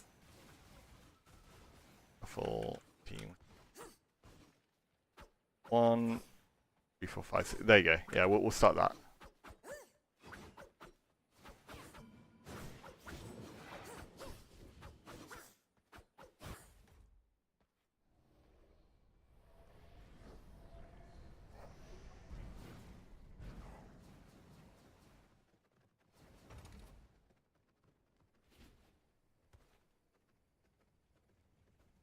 Yeah. We've tried to even out teams. Like I said, we're playing a play down this match to see if that helps balance it out. But every game of Pancake, I'll shuffle team like in between.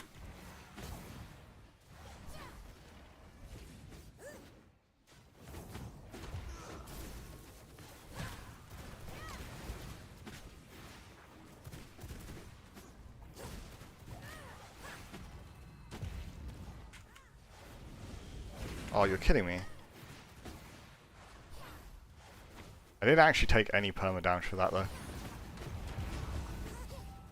I double press counter by accident too, it's not the best.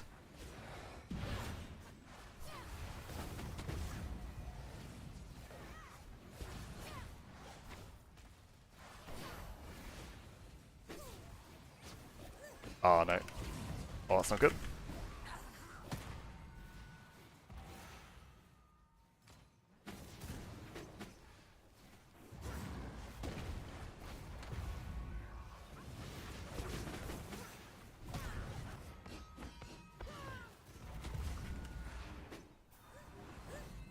Oh. Oh. Ah, they get the shot. Unlucky.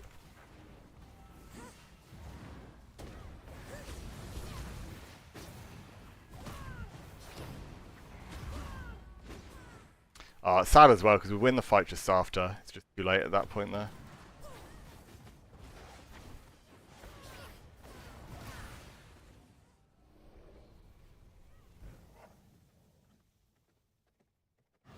I saw a old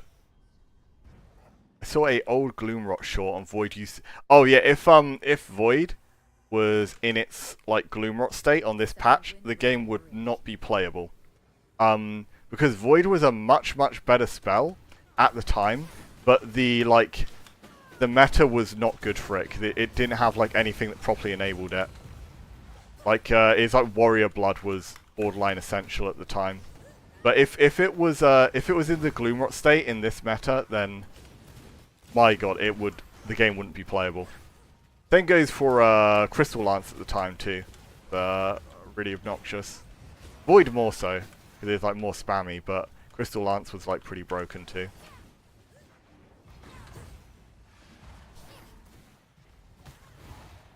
Oh, I can't jump on that. No! Stop hitting him, sir.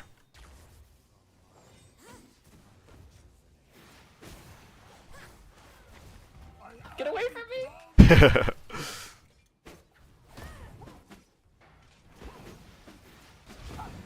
Oh my god, wait. They got Monster Shard too. Unlucky.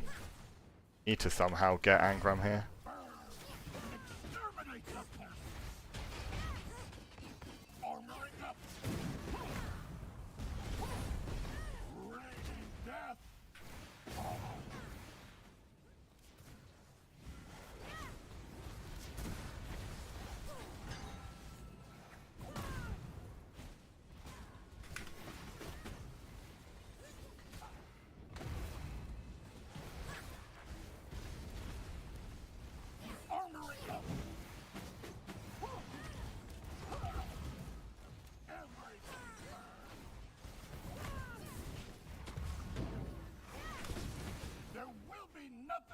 Okay.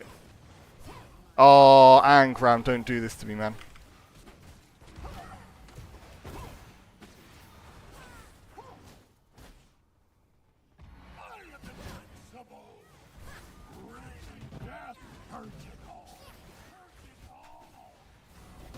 Oh, that's a fit. Ah, I'm dead. Didn't proc that counter.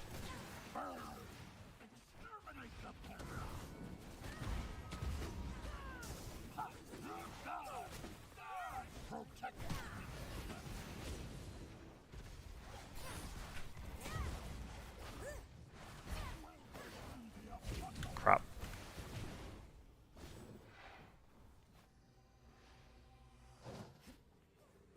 Need to. Oh. No, Swordy. Oh, sad. I think my team managed to get a few kills in the meantime, but Yeah, the reset on Angram's really rough. That's the only way we can slightly even out this game since they're playing on double shards right now. We really need to try and get the health potions for... Well, we're... Oh my god. We're 2 players down. Someone's DC'd or AFK'd. Like, 1 player down's playable. 2 players down, that's getting a bit rough.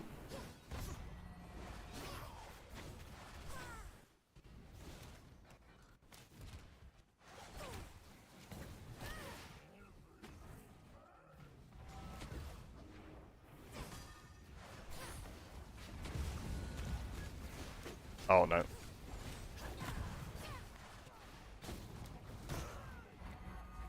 Oh, I didn't mean to press it twice.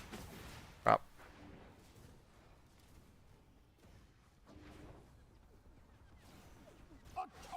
Oh, that's unfortunate timing.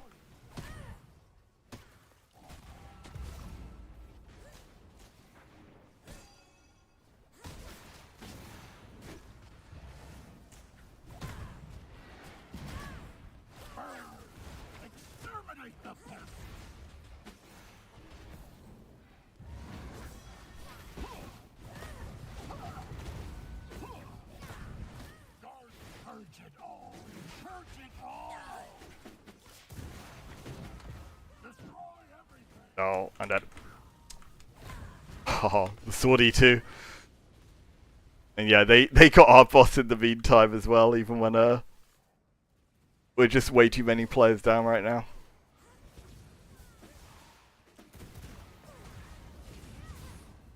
Well, may as well play it out still. I could end the game mode early, but there's no point doing that. Bonsai, come back.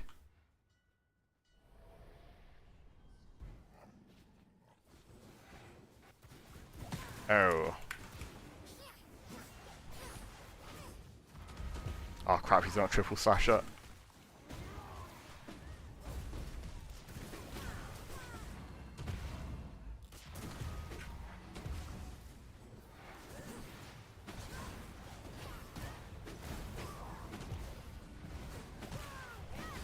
Ah, I've not got anything. Oh.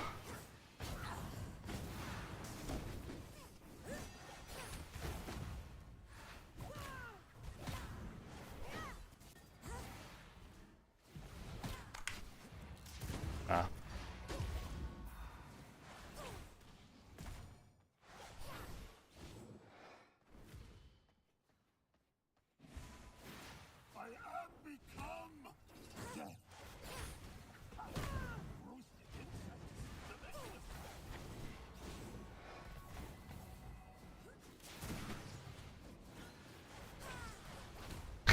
Get out of there. Wait, the horse is still over here. How's that happened?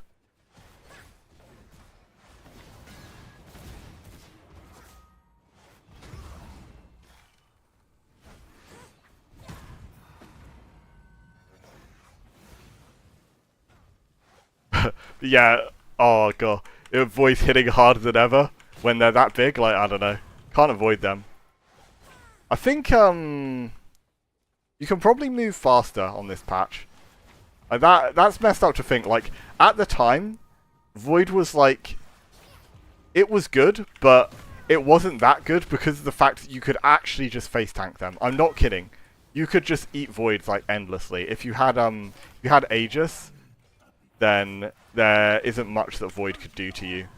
Like, Aegis Blood Rage, just yucky.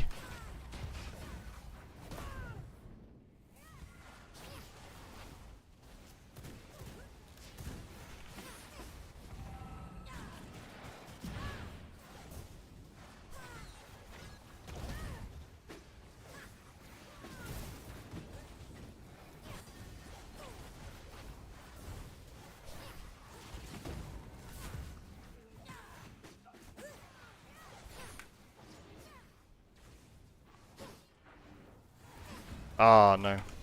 No way he hits that.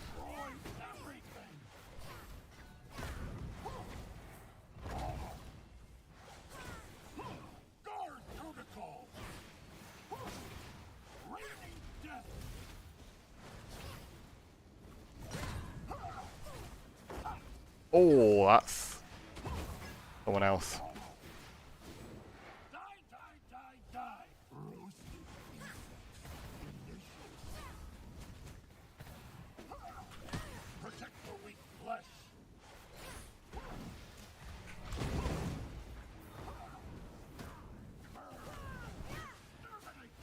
Ah, no.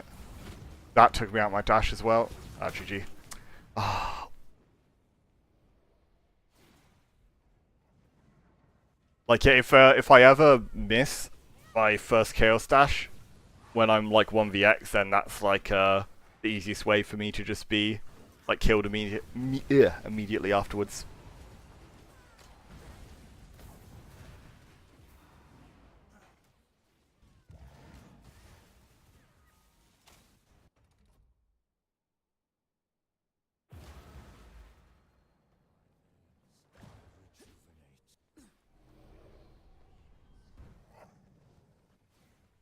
Oh, hello, sir. Oh, hello to you too. Wait, that proc the Dark Enchantment? Seriously?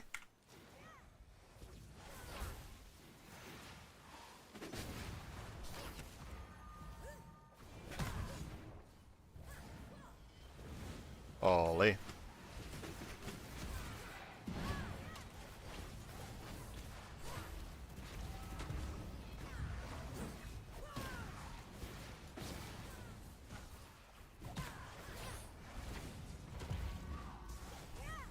Oh, GG.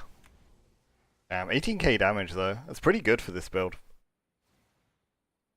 Plus 1 for Pancake.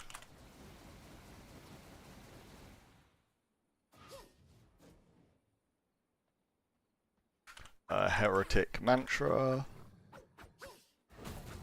Volko.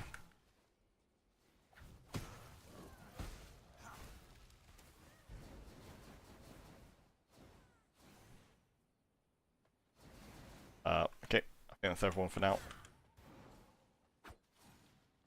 Alright, we're a play down. We can play that. One. Apple. Okay.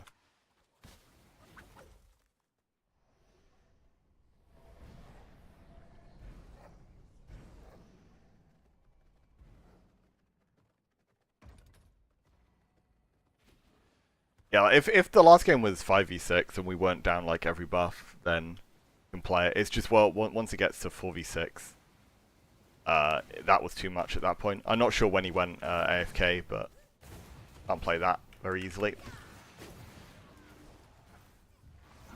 I'm playing a semi-decent like 1vx build though, at least. Oh.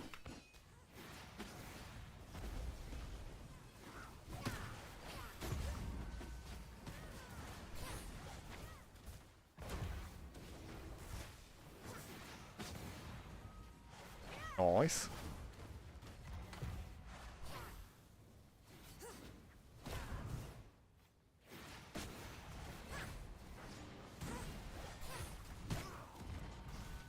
Oh, crap. I didn't realize he had AoEs.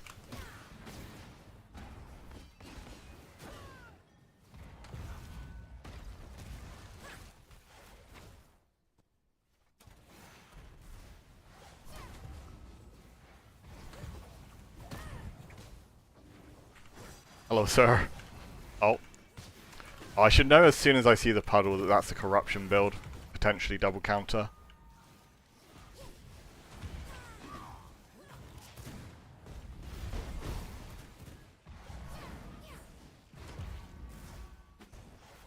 What? Ah, no.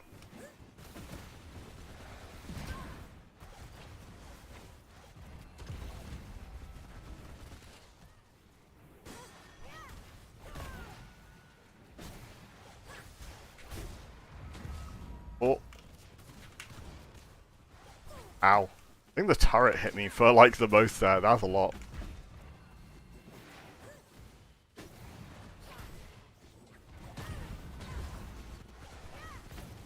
Oh, turret, no.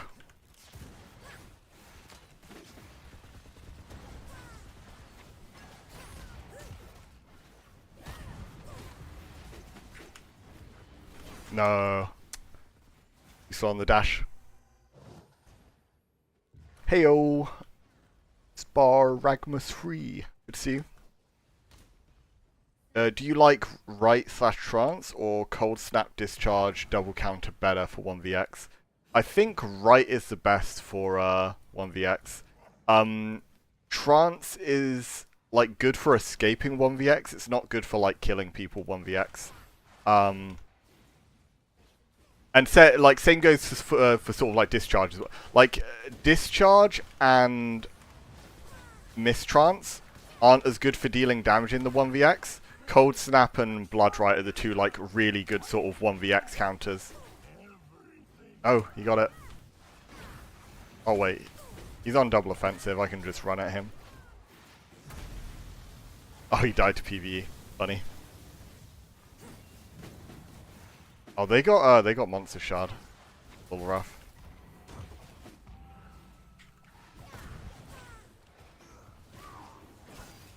Oh, gotta dodge that.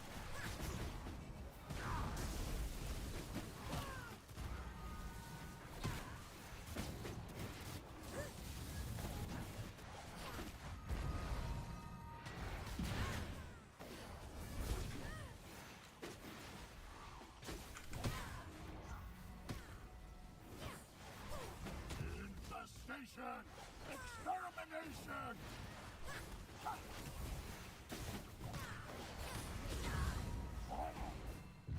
There will be nothing. Oh. Okay, now I run. Hello, Albert.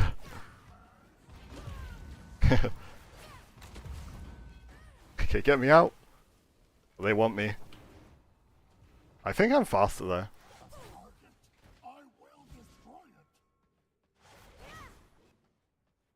I get a full reset here though before I go back in. I'm not going to get involved in that fight. I'll let him. That. Oh, is the Winged Horror isn't out yet? I don't think. But I really want to contest that if they go for it. I think they might be going for our boss first though.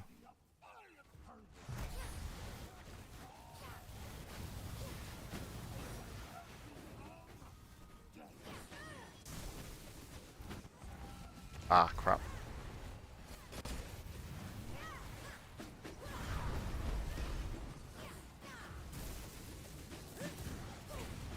Hey. That's open now.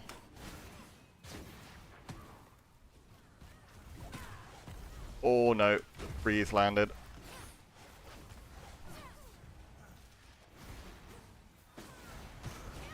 Close. One down.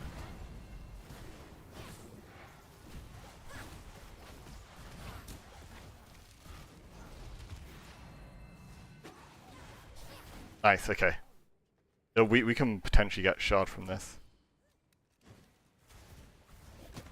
Oh my god, man. So annoying.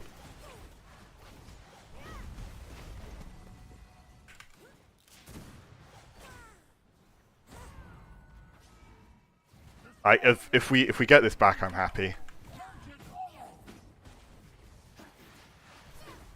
The bounce, yes. Oh. Ah, he got that.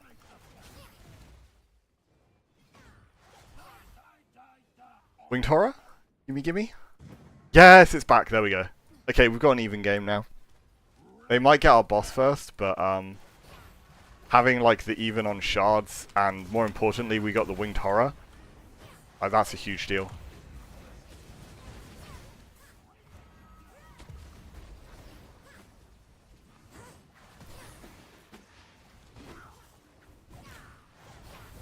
Okay, blocked me out.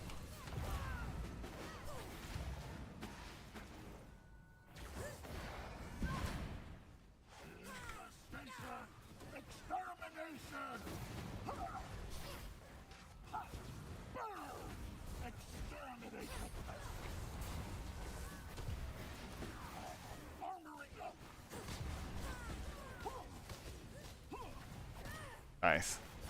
Good timing on the heal orb.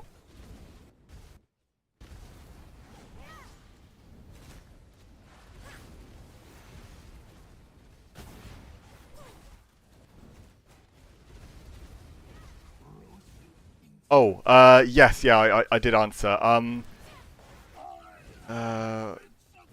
So I was saying, Cold Snap and Blood Rite are both better for 1vxing, as in dealing damage in 1vx. Discharge and Mistrance are a lot more sort of utility focused. Also, Blood Rite and Mistrance are like the more standard ones for Fizz builds, and Cold Snap and Discharge have much better like spell scaling. So all of them have like a good spot right now. It is very much personal preference. I think the only rule you should have is don't play Mistrance in like the spell build double counter, because you won't have any damage. Besides that, you could run any of them.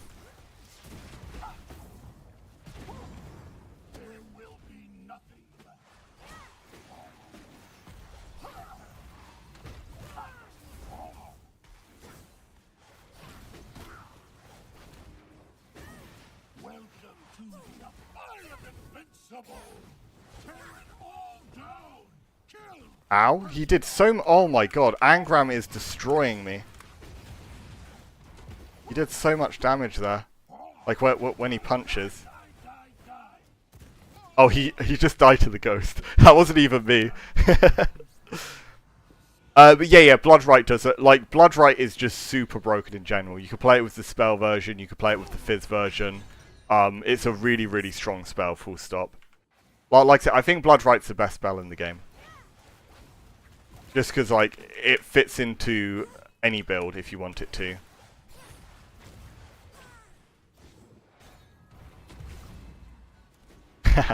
We'll go.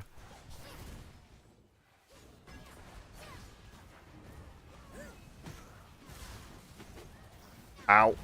Ow. Ow. Minus 400. Oh, I'm so dead. I actually might fully die from this.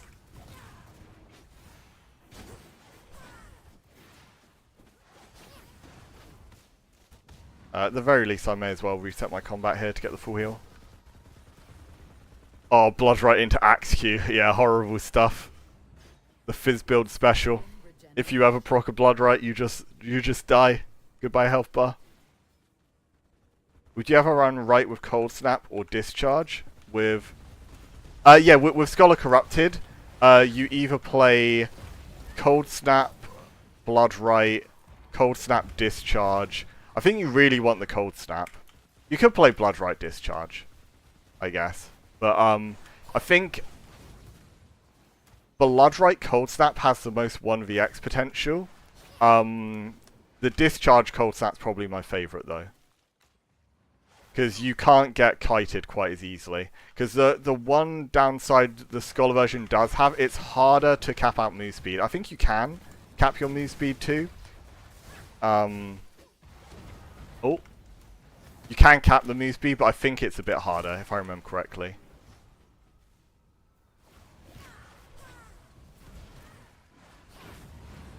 Oh. Ah, my bad. Oh, you're kidding me.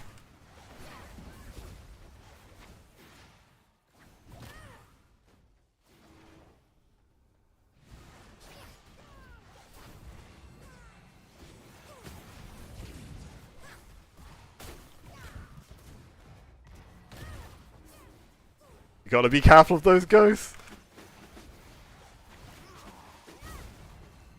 Please! Yes, the ghost. Oh, no. The ghost saved me just in time. I just needed to dodge afterwards. Anyone have any tips on how to beat Void and Lance build? Or just Void in general? Having good move speed's the main key. Good move speed, just knowing how to, like, punish them for being greedy. Because, a lot of builds that play Void, they're either quite slow on their damage if they're running a defensive, or if they're running double offensive, they're quite greedy. So you got to be careful playing around their combos, but you just need to sort of punish them when they don't have their cooldowns. And the fact that you don't have to respect any sort of defensive, if you keep that in mind, you can sort of like You can play a lot more disrespectful than normal and get away with it. They'll be able to do damage.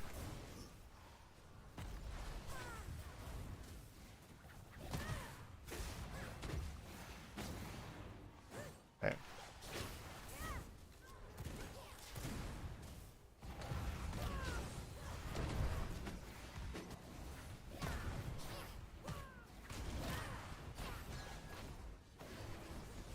Okay. We get the heal up quick. Thank you.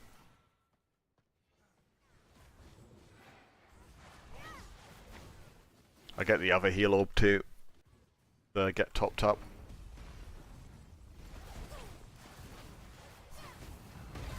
Ah. Ah, that's not good. I'm just eating every orb on the map right now. Oh, he has counter.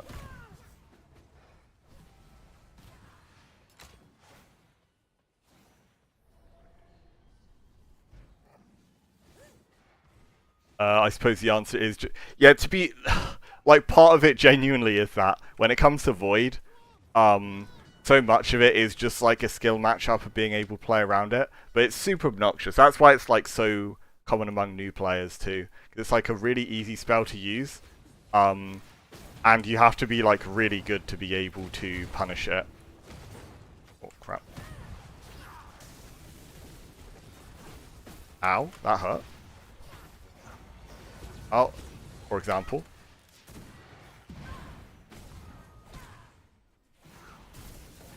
Oh, why would you spear Q there? I'm not even there.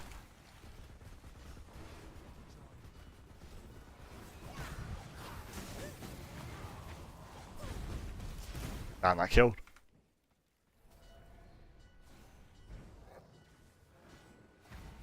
Oh, my bad.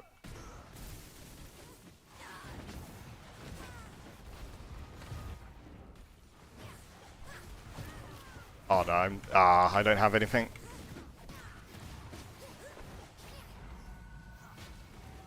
Then I get frozen out the second one.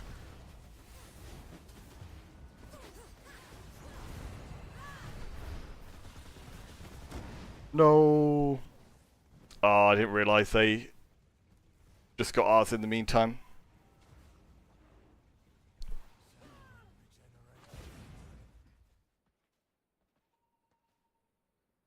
What do you think of the game not having continued support? I think it's a good thing. Because the fact... one sec. Because they have still hinted at the fact their next project is going to be like the V Rising world still. I think they'll just be moving into like a different genre, like a different kind of thing. They wouldn't make a survival game again. I think that they're gonna do something different, but with like the V Rising world building, which I think is best case scenario. Yeah, something like modding tools wouldn't go amiss just to give it some longevity in the meantime. Wait, let's do shuffle T.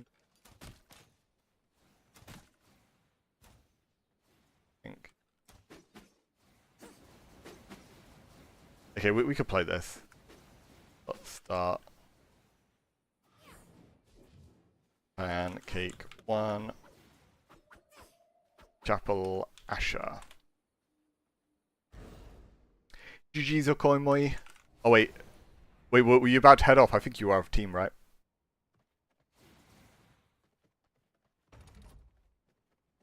If you need to go, don't worry though. Because it was 4v5, but I did deliberately make it 4v5 though, because our team was kind of stacked. But it's fine. it'll just be one game anyway if it goes badly for them. The game is now complete. I think that's basically what they said. I think they'll be doing minor updates, but moving on to the next project by the sound of it.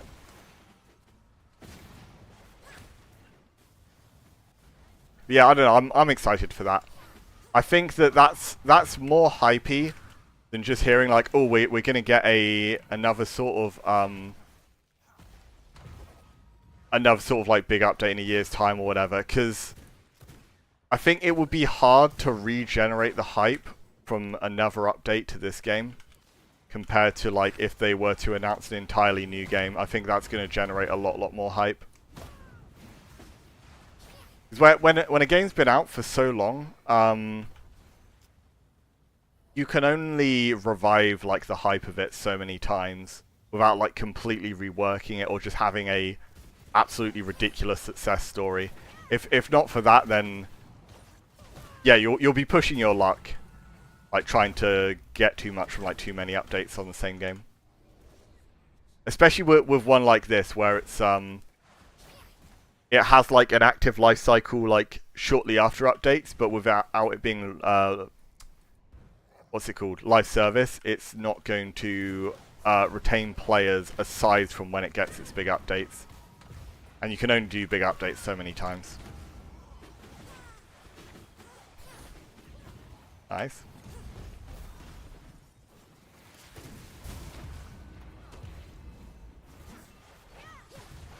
Oh, he's triple slasher.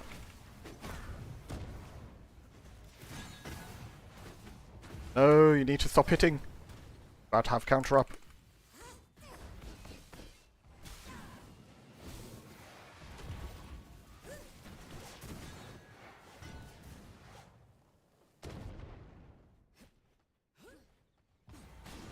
Spin.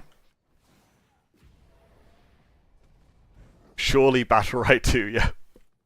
I mean, you never know. They could do an arena moded like V Rising as an official thing, but I don't think they'd go back to arena format in general. They probably want to do something a bit more ambitious. And yeah, I think they might do balance patch still, and that sort of comes in hand with like sort of minor updates. So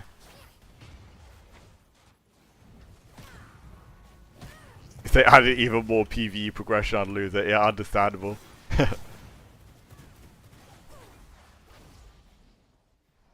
But like my main prediction would be they do a loot extraction. I mean, if they're being really ambitious MMO, but I think that's like way too much. Like that's way too risky to do. I think if they did a survival game again, if they did a arena game, or if they did a battle royale, I think those are the worrying ones I hope that they wouldn't go to. But I think that they've learnt their lessons from before regarding like battle royales, arena games, and I mean they've already like had. I think it'd be nonsensical to make a whole new game just to make it survival again.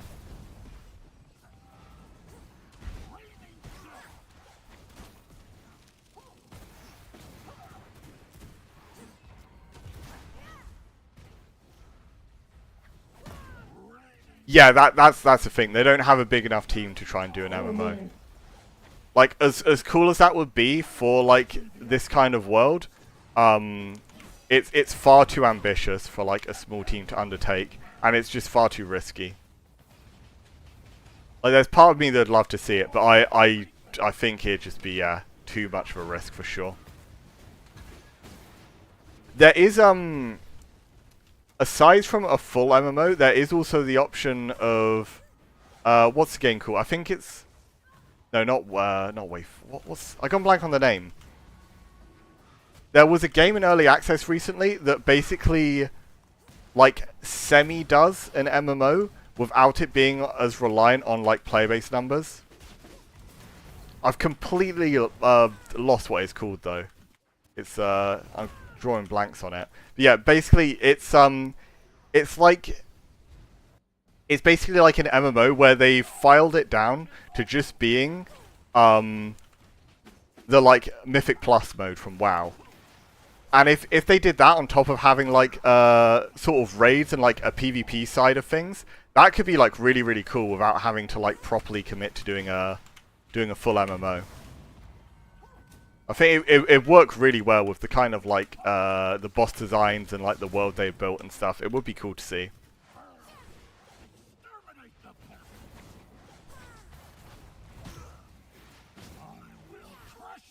Oh, I will crush him. Roasted insects. Delicious. I am invincible. Die. Die. Die. Die. ah, leave me alone, Angram. Oh, no, my orb. Thank you, sir. Ah, need to dodge that as well. Bring me back again. Even stronger. Nice, got the full heal even.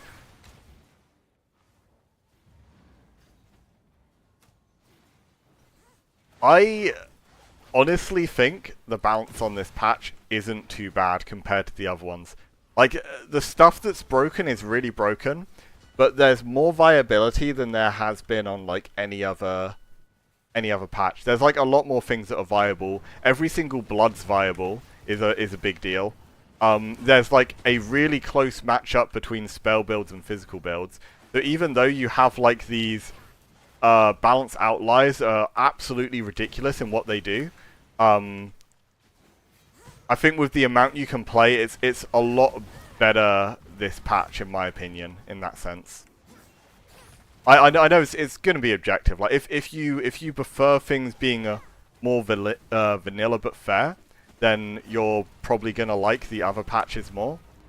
But if you don't mind there being sort of more wacky stuff and just want like a good variety to play, such as myself, then this patch is like perfect.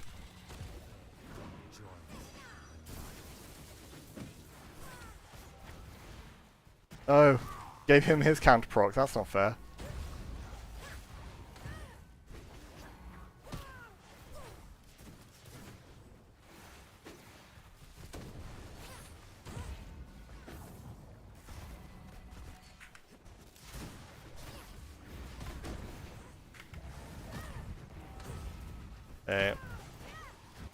Oh, I've got nothing left right now.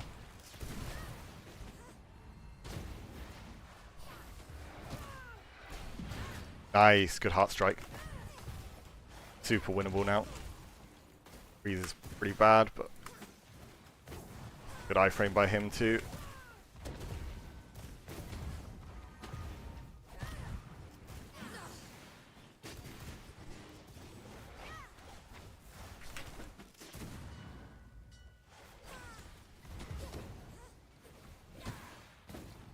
Oh, crap.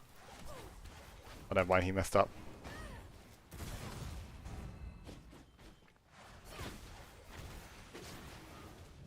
Ah, the ghost.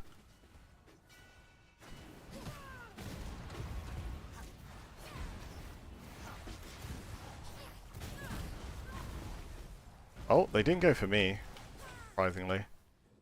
Oh, there's an orb up here. I'll grab that quick, then go back in. Hope that petite guy joins soon. Love his build. Yeah, no one does it like petite on that build. It's disgusting. Oh, okay. I got bailed out a bit by the ghost there. Heal.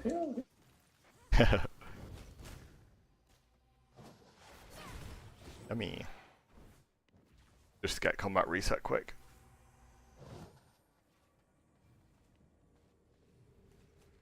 Imagine world generation in this game. Yeah, cause how does world generation? Is it basically like randomly generated? Is that what it means by world generation? I've heard sort of that term, but I'm not like completely sure what that kind of entails.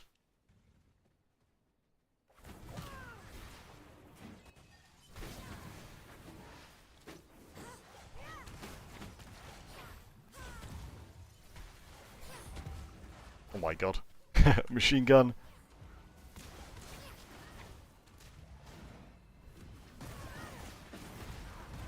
Oh, I'm messed up.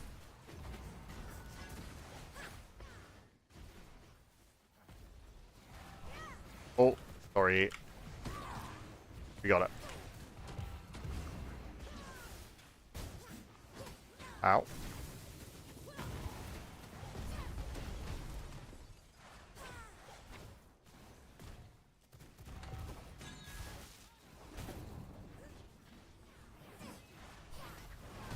What's a lot of people? Super playable though.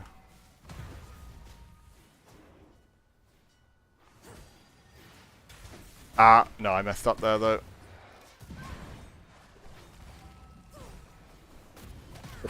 And 2 ghosts at that time is pretty rough too.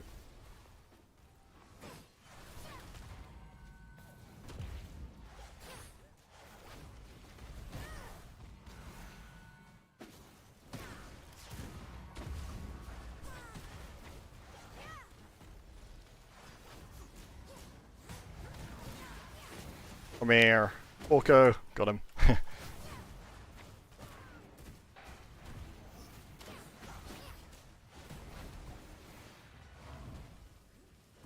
I don't believe the world template is... Oh, well, no, this one certainly isn't, right? Like, I'm not completely sure, like, what that entails, though. With, like, world generation and procedurally generated. Are you using Dread Armor? No, I'm using Scholar Armor. This is like a full spell power build. You can do, oh no, you're on YouTube. If you check the description, there's like everything about the build I'm currently running. The link on the V Arena website.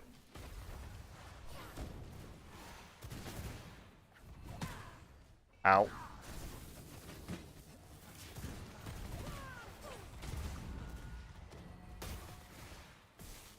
That kind of hurt, actually. Back up a sec. No, it's healing my teammate. I want those heals. Doesn't Dread give... It used to give more heal. It doesn't anymore. Regardless, if it gave more heal, I wouldn't care regardless. Because I could be running, like, Beast Elixir right now, for example. It gives more healing. I don't want to, because I can run the Crit Elixir instead.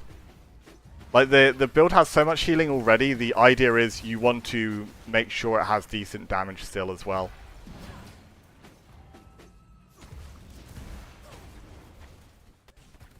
So I'm, like, as invested into damage as I can be. Low Porco. That's a good option. Whoa. If I go on attributes, here you go. Wait, what?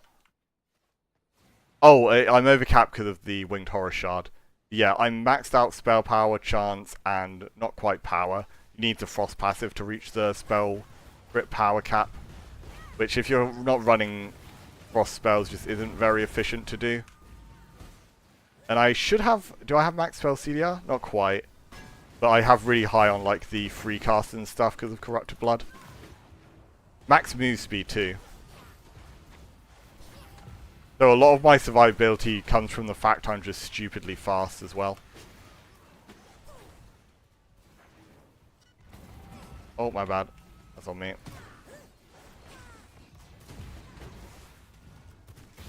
Oh, I didn't realize he was still there in his invis. Yeah, the effects on Dread are completely different now. It gives, like, extra veil damage and physical stats. It doesn't give, like, the healing done anymore.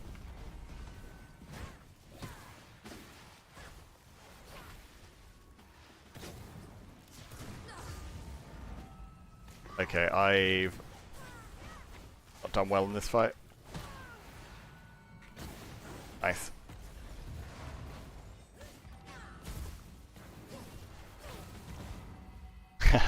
Everyone trying to proc their counter there.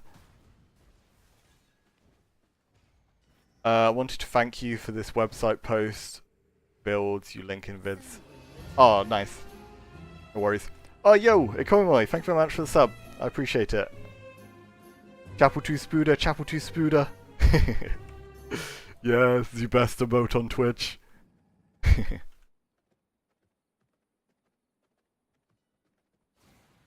I just threw on Maleficent since my group said spell power was the meta this patch. Yeah, it's not quite as simple as that, because there are some spell builds where you won't necessarily even want Maleficent set.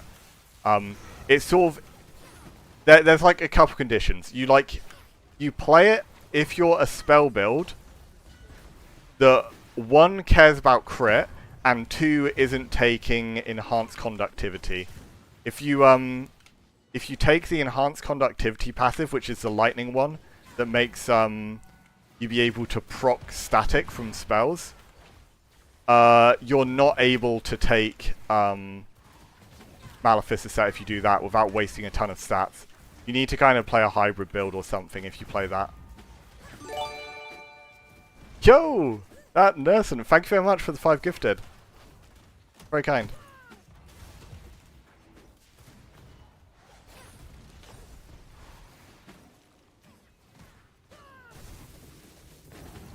Yeah, get a spooter in the chat for that. Woo!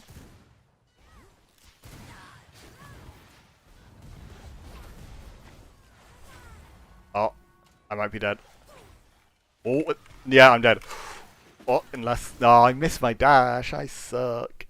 5 new spooters. Oh, thank you, that nurse. I do my best. And hey, we might have a V-Rising 2 to make content on eventually, with Stunlock's next plans.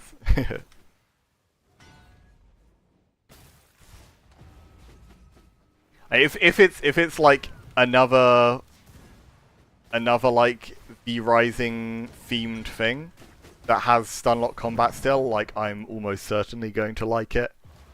Like I say, I enjoy this game so much, in spite of it being survival genre, which is a genre I like don't touch with a 10-foot pole because I just don't like it.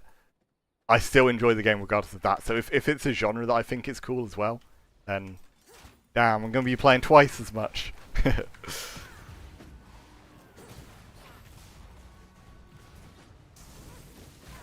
Oi! Oh my god, I have ran in and just inted.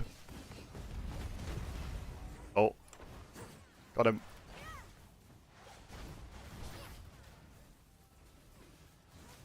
Excited for it, but I will miss the vamp. But no, that's the thing, Jack. What they've hinted at, it's still going to be like the world of VARENA. Like what they have said, the way they've worded their post, makes it sound like their next game they are planning to be in the world of V Rising. They're just going to be doing like something else. So I'm like anticipating it being like a different genre that they go into. Which, yeah, as I said, I think that's like best case scenario, because that's like the bit I'd be most sad about as well. I think without like the vampire aesthetic of it, I'd still likely be playing their next game, but it is like a big part of what makes this game so enjoyable for me. I just love the aesthetic of it.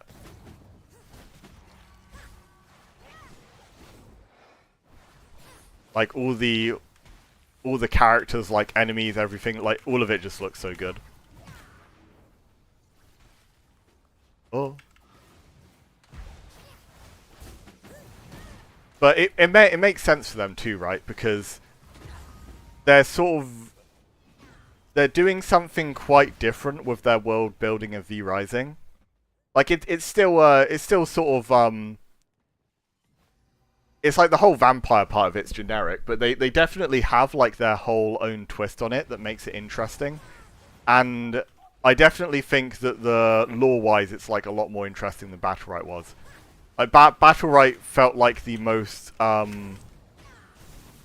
like bog standard like MOBA designs ever for the characters. I wasn't really invested on what like the actual story of it was. The character designs were cool. It's just I didn't really care for the like world building and story of it in the same way I do for V Rising.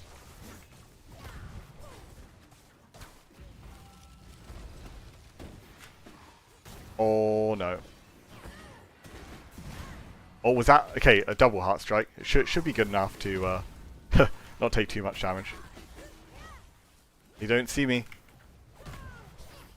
Oh, they do see me. Oh. Can we ban AFK players from Pancake and other events? Oh dear. Ban them. I don't know, that's maybe a bit much.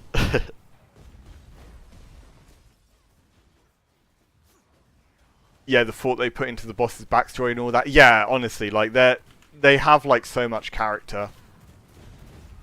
And just like the whole overarching story, the whole thing of like, oh, Dracula died and like it rained with blood, created all the I think that whole part of the story is so cool, actually. It's like a bunch of random people just get like superpowers from Dracula dying. Your character isn't that yeah, I think I feel you kind of have to do that to make it sort of work with all the different like playable characters. Like you can't give the playable character like too much going on when you're interacting with other players as well, because it's like who's actually the important one then if you're on like an entire like big swarm of vampires and all of you are like main character. That's like I don't know, it doesn't really work as well.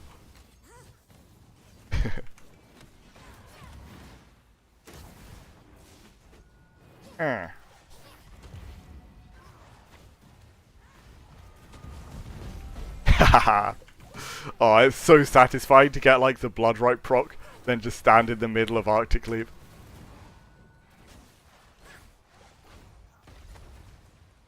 Don't mind me.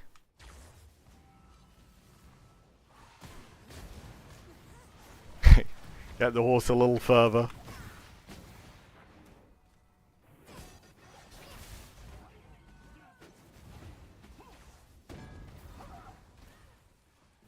Some people in this game have main characters in true.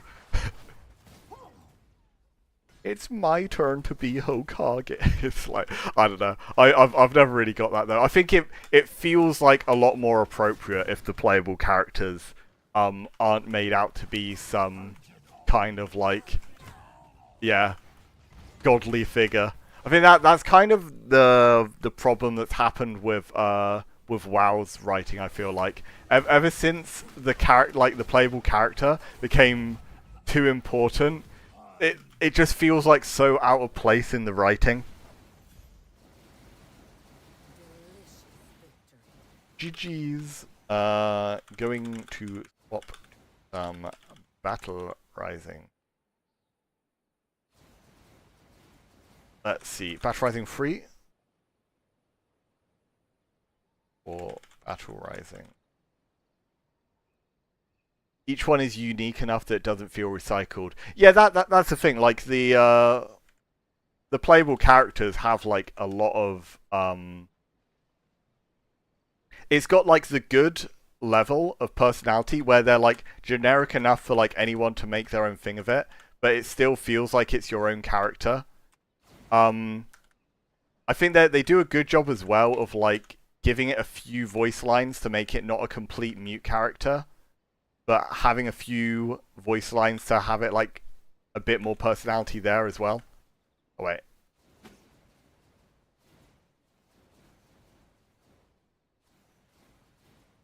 Tech turret. My god, how many people? That Anna, Thasia. Okay, we're getting we're getting a lot now. Wait, I didn't see.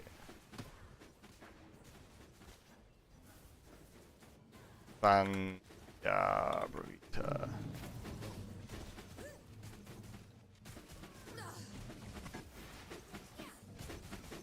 Okay. Okay, now it's starting to get we'll see how many we're at after Dr. Swag. Oh, okay, we can fit one more in. Who was the last one? John won. The 7v7 Battle Rising. Oh, what? Bro, someone wasn't in the middle. Oh, damn it. Did I miss anyone? One more. Battle Rising.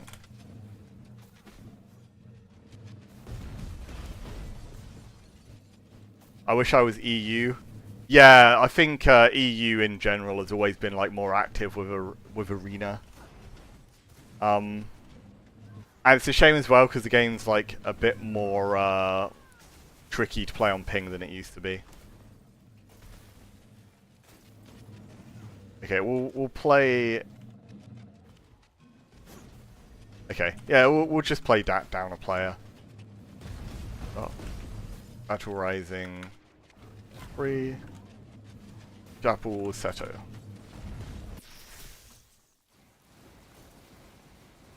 Like when there's this many being down a player, it doesn't matter like quite as much. Like, gonna be pretty hectic anyway. Oh my god, Tendrils is gonna be ridiculous here.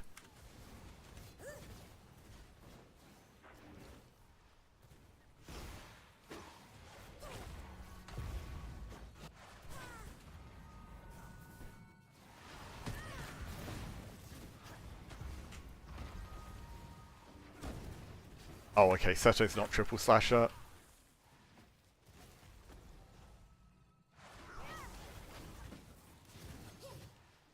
Face him.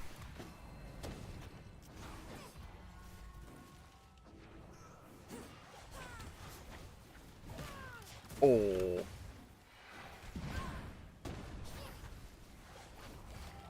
Oh no, he tanked the ghost.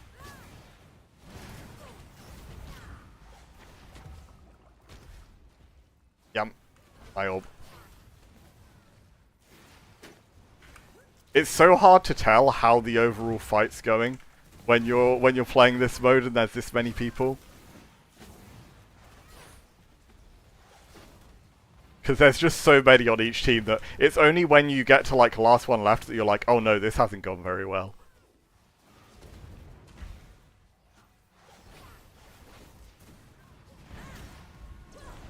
Oh, I don't want anything to do with that. Ow. Oh, come on. That's unlucky.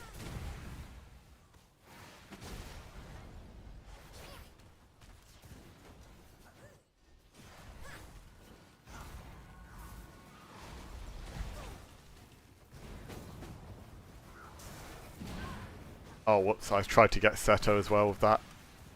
He ended up getting the orb.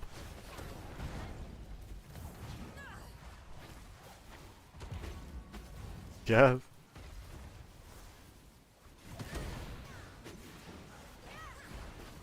Seto down. Oh my god. They're spamming weapon swaps. You can see them. Oh, wait, that's the wrong copy paste.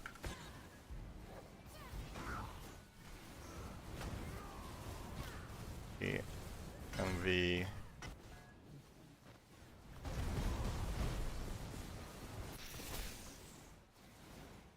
Buffs are turned on automatically when you're playing game modes. You can also do dot buffs if you want them on in like regular fights. But in game modes, they're automatically turned like on and off based on the game mode's balance. Ow. Ow, rude. Leave me alone, Seto.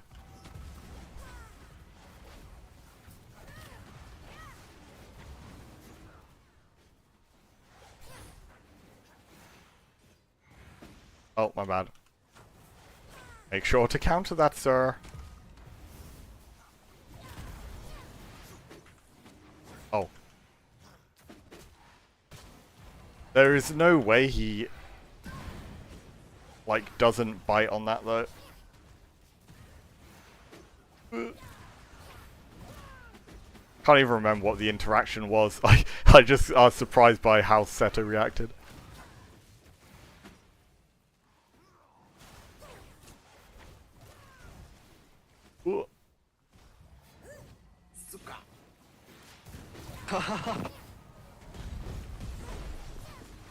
Oh, we could have extended that combo more. My bad.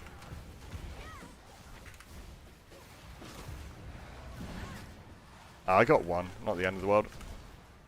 You don't need to be super greedy with ults in this mode because you get a lot of them off over the course of a longer fight. As long as you're positioned well, you're going to get like a lot of ulties.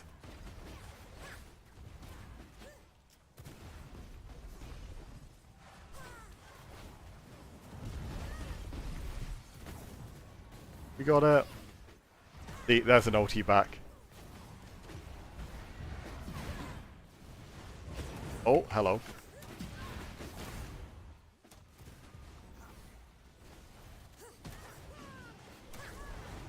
In the right hands, I feel like physical build can be very deadly, but you gotta be...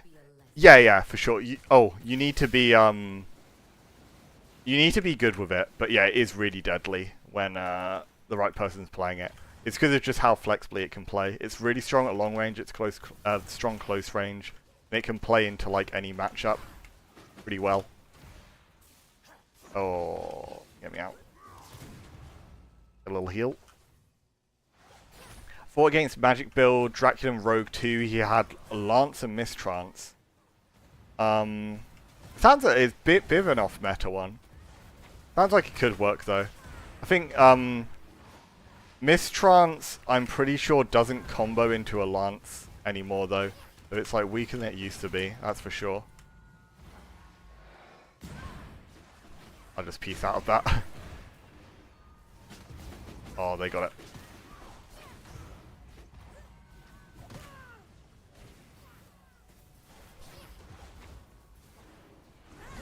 Oh, that's a whisk dance. Get me out. Thank you, Seto. Seto saved me.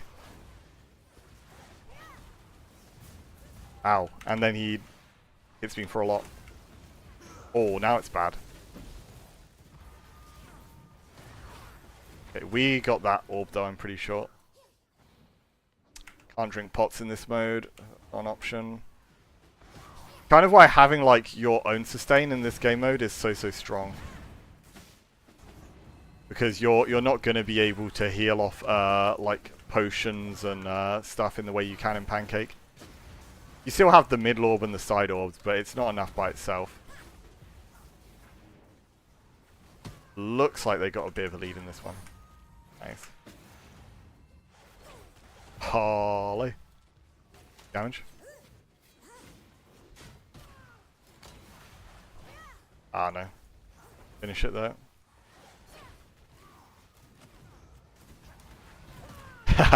We both had the same idea. We got the orb that time. Thread the needle, I'm bad.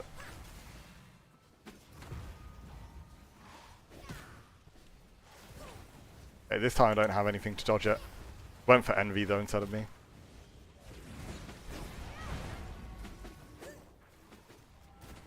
Ow. Oh my god, that died immediately. Bad miss.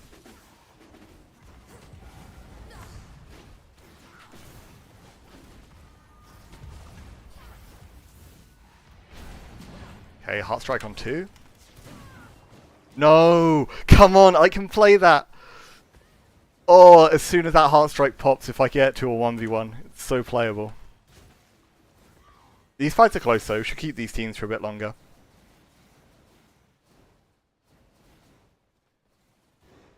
Yeah, Freak Master. If it's someone who's super experienced in PvP, I think regardless of what they're playing, they're going to make it really hard for you to find any openings at all.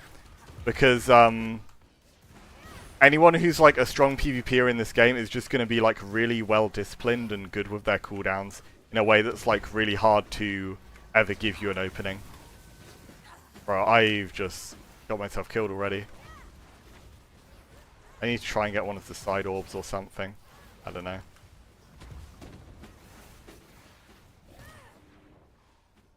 Nice. Got it.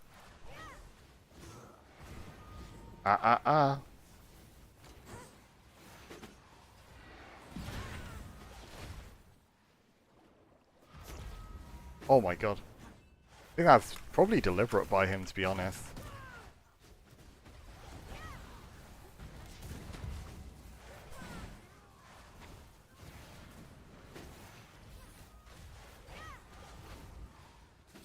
Need to try and help little teammate here. Give him some heals. That's the most I can do though. He's on his own now. Less. There we go. Give him one more heal for the road.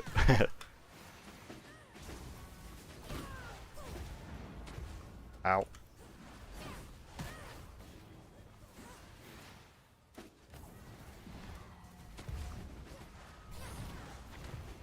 No. Oh, Seto's there. God, he nearly died from that. Chaos Dash is so messed up, actually.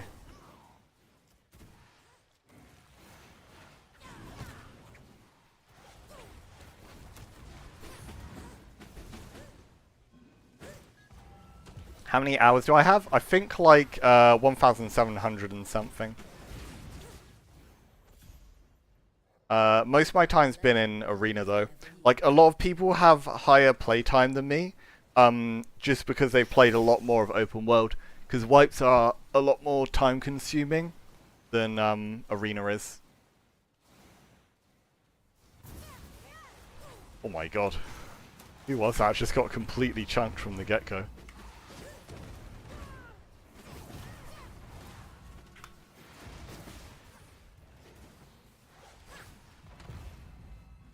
Just deny them the heal. Would have been better going to one of our teammates, but can't be fussy. Oh no. Oh. Let me out. Nice. Didn't get much value out of the ulti, but it put me in a much better like position.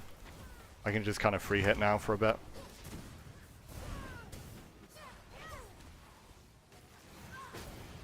Ollie. Oh, I didn't catch the slash invis.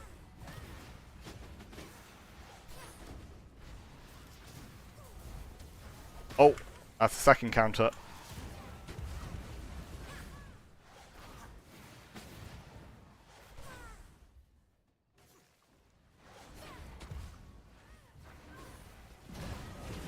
Oh, big combo. I think we are down players right now, but starting to even it up a bit.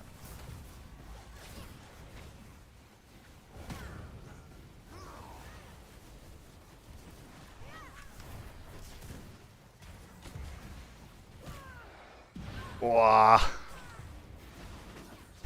Oh, okay, I've run out cooldowns. A bad spot for that to happen.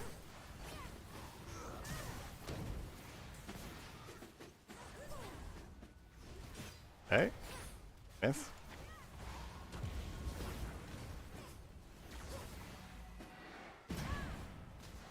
Hit 2 on the Heart Strike.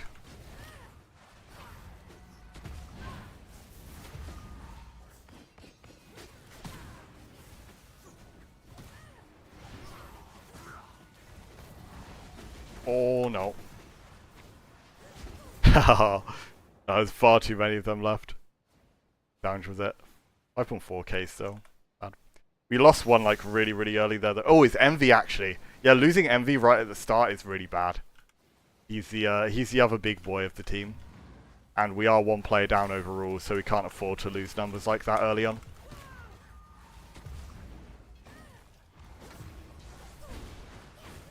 Ow. Wow, wow, wow, wow, wow.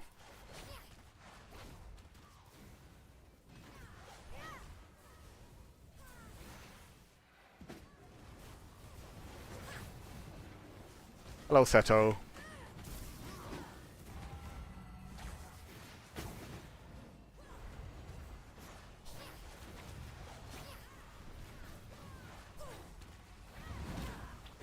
Nice, we got it. I think I saved Envy there too from the Swordy. Seto's in an awful spot, so this is a kill, I think. Yeah, he's ran out of cooldowns. Fine.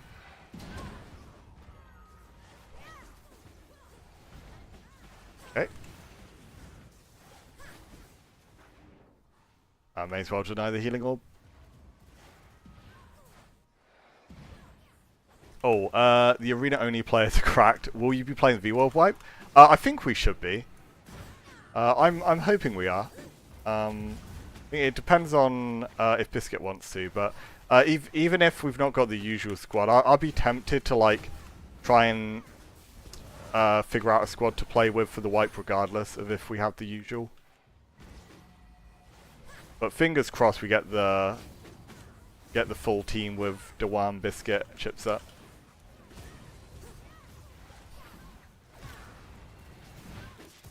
How would you rate yourself at raiding and raid defense?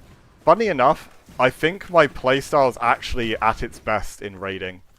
So I'd say I'm probably as good, if not better, at raids than I am in arena, just because that's where like my my builds are the most meta and like the most impactful. Because these high damage like bursty spellcaster things, they are so strong when it comes to raid. You can just potentially just delete someone.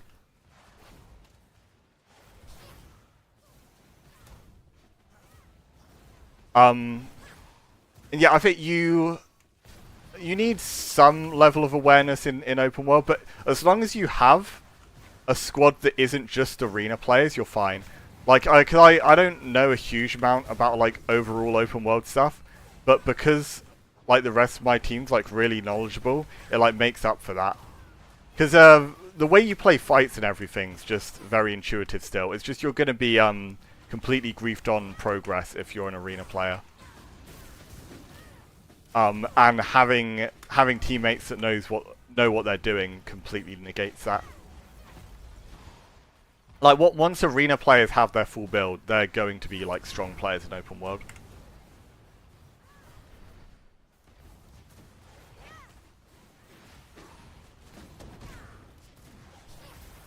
No, oh man. Oh my god, Envy got in the way of my ghost there. That griefed me so hard. I think I need to do a reshuffle after this one. They got someone offline.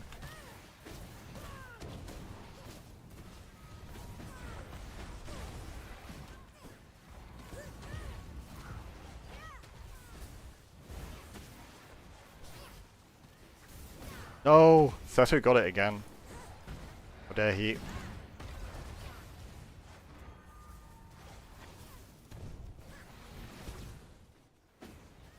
Oh, I messed up. I was too early on hitting into his counter, into his barrier, I mean.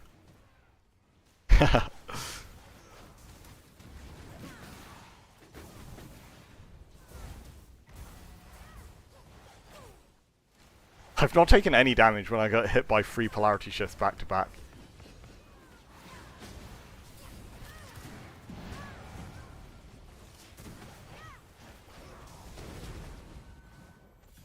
Alright. +1 for Battle Rising. Anyone else wants to join? I think it is not big difference between fight at arena and defend castle. Yeah, exactly. Raids play like pretty similar. Bet God, when I'm on Rogue Corrupted, I'm enemy number 1 in these modes.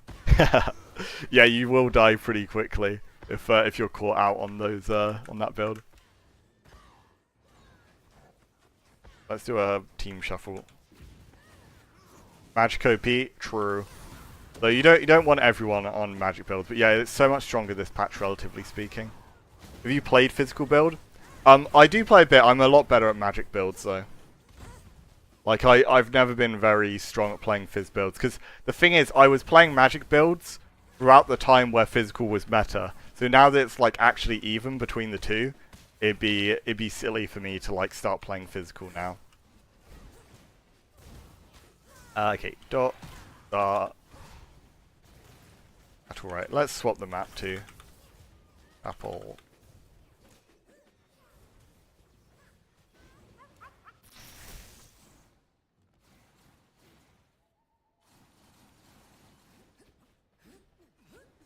Not Pound saying sword Q, sword Q. Yippee! Recasted sword Q is so funny when you're just like repeatedly spinning on them. Ah, how did I miss my auto on the orb? That's impressive. Oh, they got MV as well. That's scary. Ow. No! I don't know who hit me.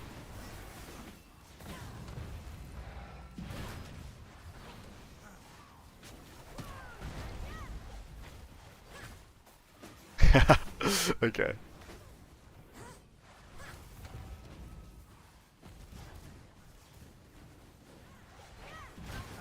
Oh my god, that hurts.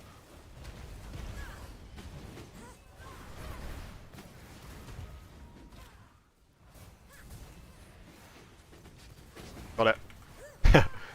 Mission accomplished. Also, there's healing orb here. Mostly full heal. Not funny when I'm tanking 50 corrupted puddles. Although there is a cooldown on corrupted puddles at least.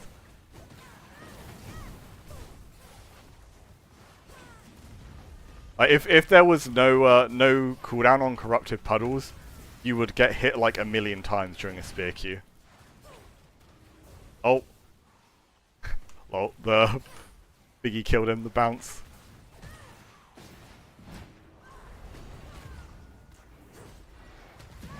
Nice. Hit 2.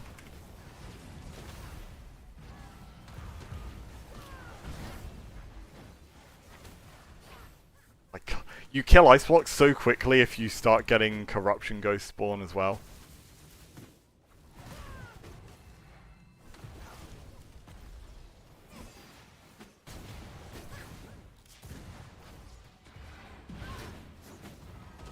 Yes, I got it.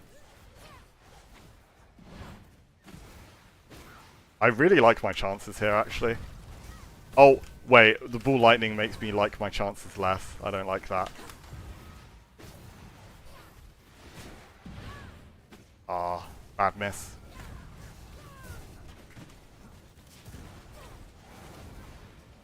No! Oh, nearly.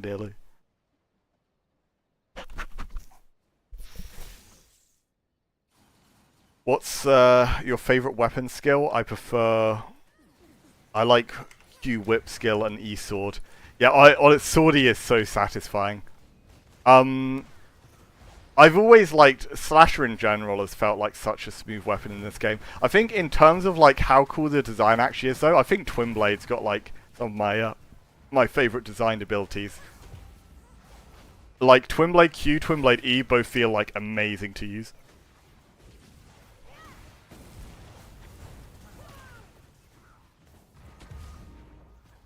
Grab the heal. Ow.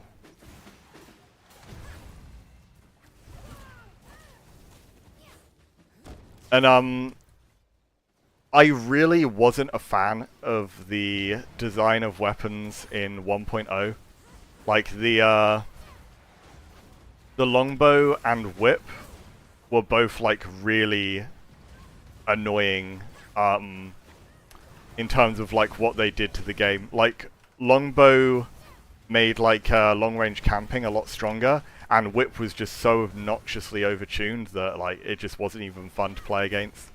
But all the weapon designs this time around, like they're all balanced, and even though like 2 of them are a bit gimmicky, they still have places, and they're not sort of game breaking or anything, which is like kind of perfect for weapons released like later into the game's life cycle.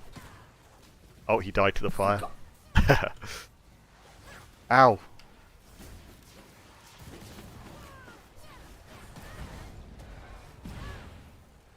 Oh my god, he actually killed the guy with that one.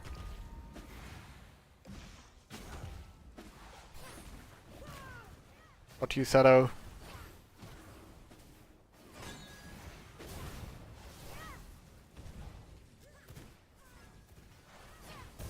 Ow.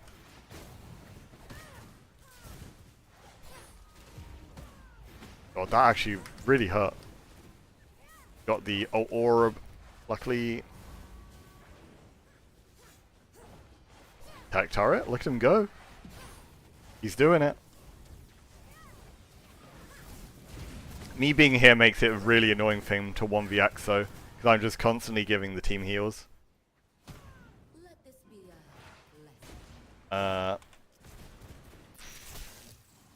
Corrupted Blood Mirror is really fun with all the ghosts. I agree. Like, the Corrupted Blood gets a lot of flack, but I think it is really fun to play the matchups with it.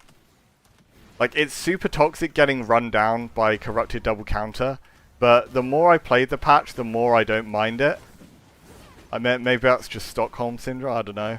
But but I think the actual, like, premise of the Blood's really cool, actually. It's just a bit overtuned. If not for that, it'd be, like, completely fine. I think if the stats were just toned down a bit, and maybe like the Ghost will rework to only proc from like spells rather than weapon skills too. I think that's all it'd take for the blood to be balanced.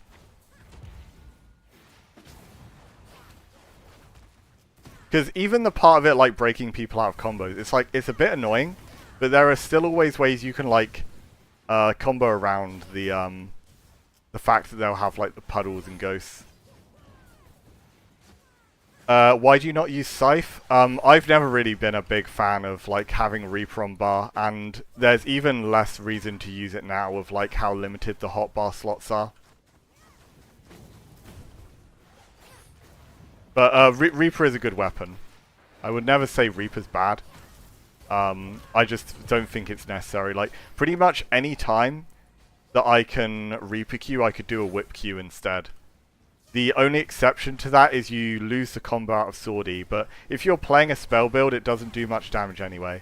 It's really bad to lose that if you're playing like a high damage Fizz build, but for a spell build, taking off Reaper doesn't matter.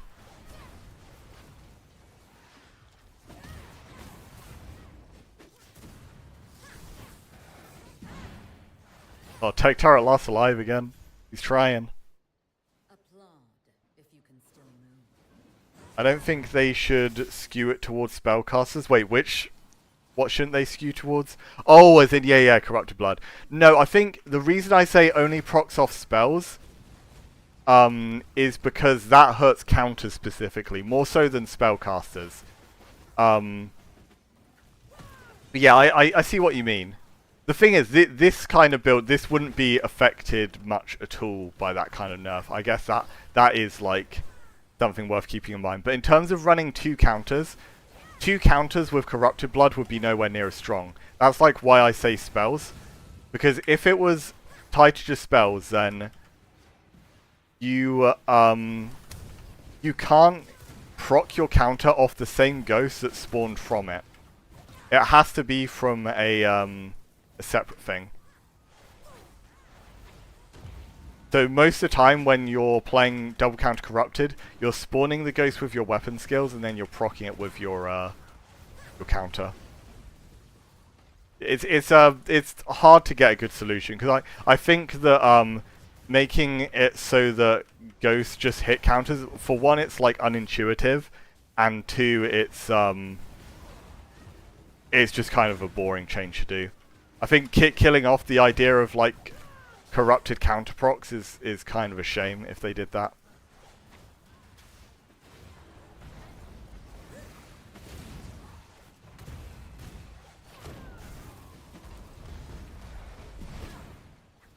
Damn, they got Orb. I need to hit the Mosquito there because I can't guarantee getting a hit on Seto. I can guarantee getting a hit on Mosquito. Oh no. That's not good. Oh, never mind.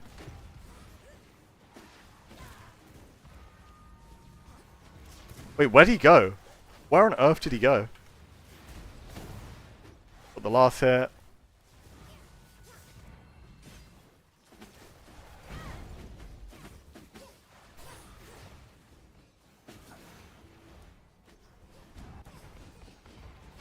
Oh no. I expected him to do Reaper Q. That's why I walked in and countered. I wanted to see a Reaper Q.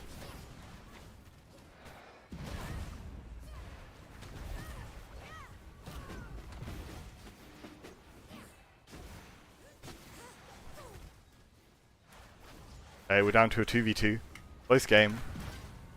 Oh, it's a really nice heart strike though by MV. Okay, now we're 1v2.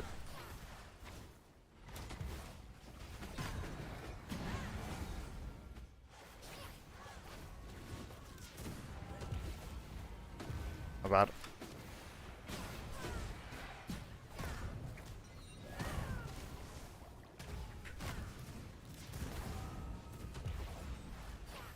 Nice, that's one down.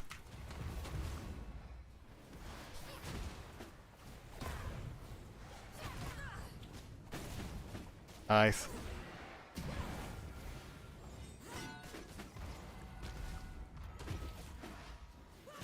Oi! No. Oh. No! Oh.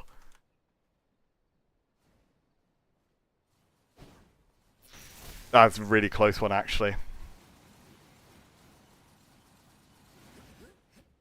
I've seen Reaper Q hit for 270. Oh lord. Have you played Battle Rite by any chance? If yes, how competitive did you get? Yeah, I did play Battle Rite. I was very, very casual at it though, because I played League as my main game at the time. So I got like 50, 60 hours in Battle Rite, but I just played it as like a casual thing with friends.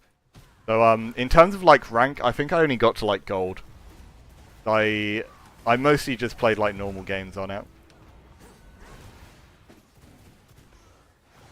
But yeah, it's one of those where I kind of wish that I was there like during the main hype of it. I was too into League at the time.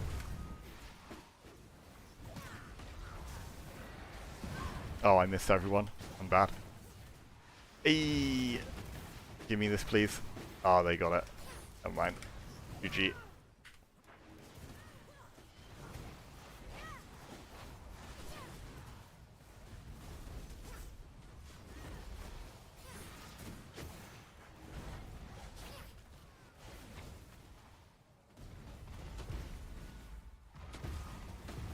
Oh, he also had his heart strike.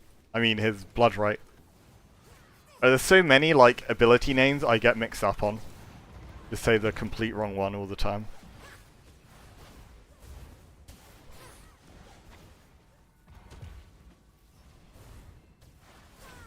Ow.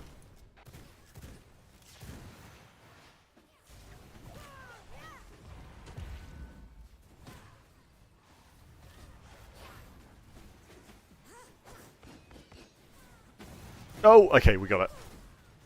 That's close. It's left on 1 HP.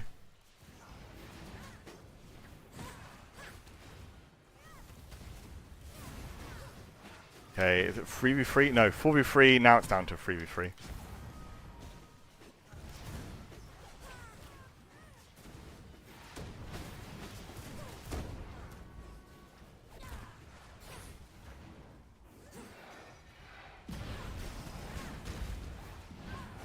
What is going on? Oh, my bad.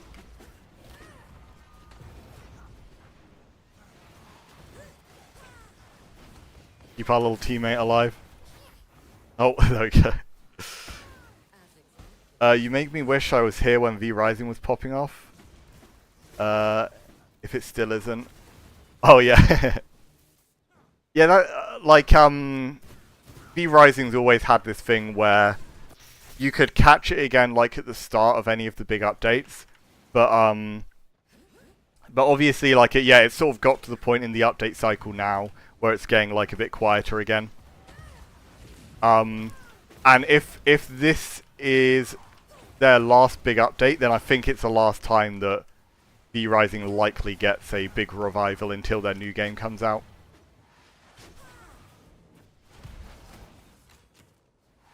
I'd be surprised if we ever reach like sort of 50k plus numbers again. There might be like a bit of a resurgence during 3 weeks and that kind of thing, but it does tend to take a like a full major update to like properly revive the player numbers.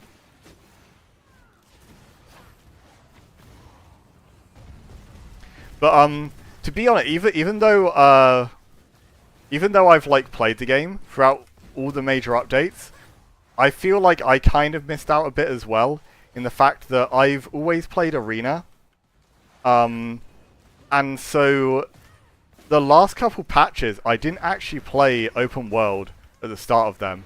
So the part of the game that's like most noticeable when you have the big player numbers, I completely missed out on. So I'm glad I did finally get to play like at the game's peak right after the update on this patch. But as for the other 2 years I played, I hadn't actually experienced like the big updates like to the fullest.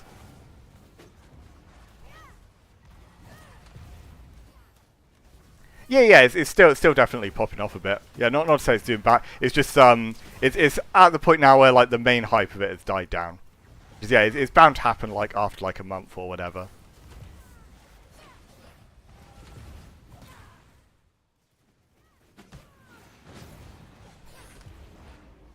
Like you you know the game's out of its like major hype for the update when So Bad Strange stops playing it and goes back to Dark and Darker. That's the easiest indicator.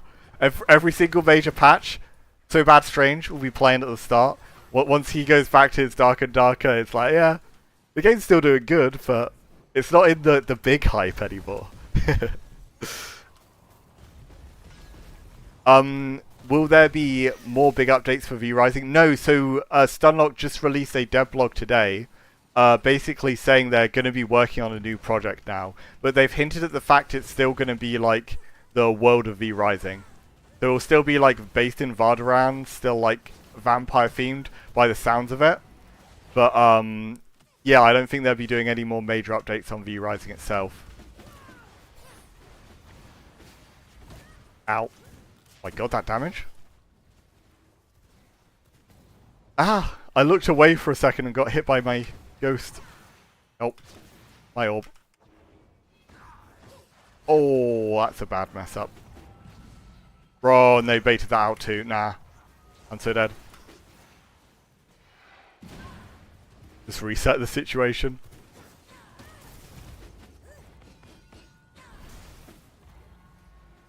Oh, wow. That's a good option by Tech Turret. Well played.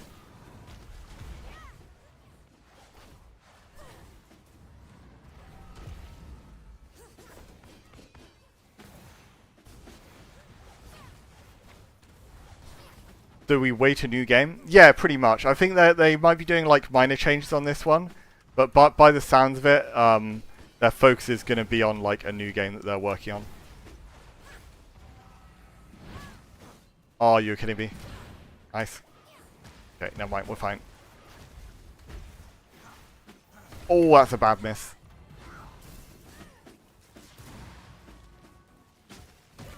My god, I am being ruined right now.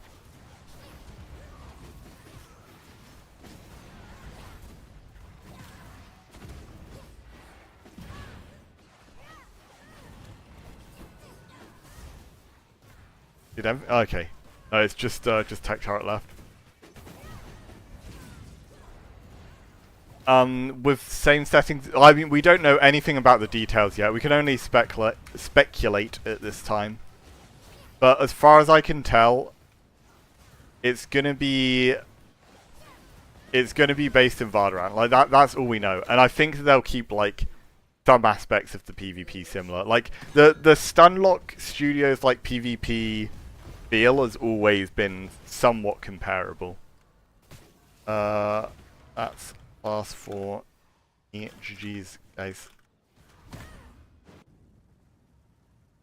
Remember the game Battle Rite? No, I don't remember Battle Rite. But like that's the thing. Like Battle Rite had amazing feeling combat. V Rising had really good feeling combat. When it comes to like actually having a game that feels good, I have like full faith in Stunlock doing that.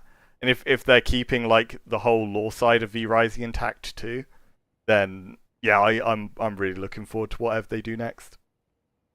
Anyways, let's have a little look on Twitch if anyone else is live at the moment.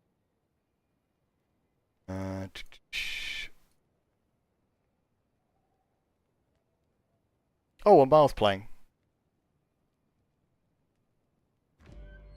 Shut up.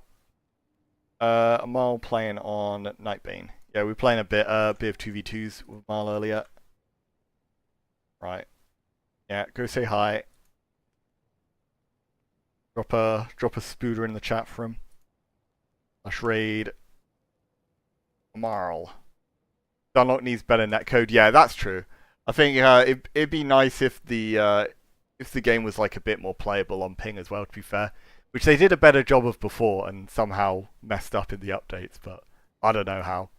Yeah, anyways, thanks for watching today, guys. I'll be back in tomorrow, and have a good one. Bye.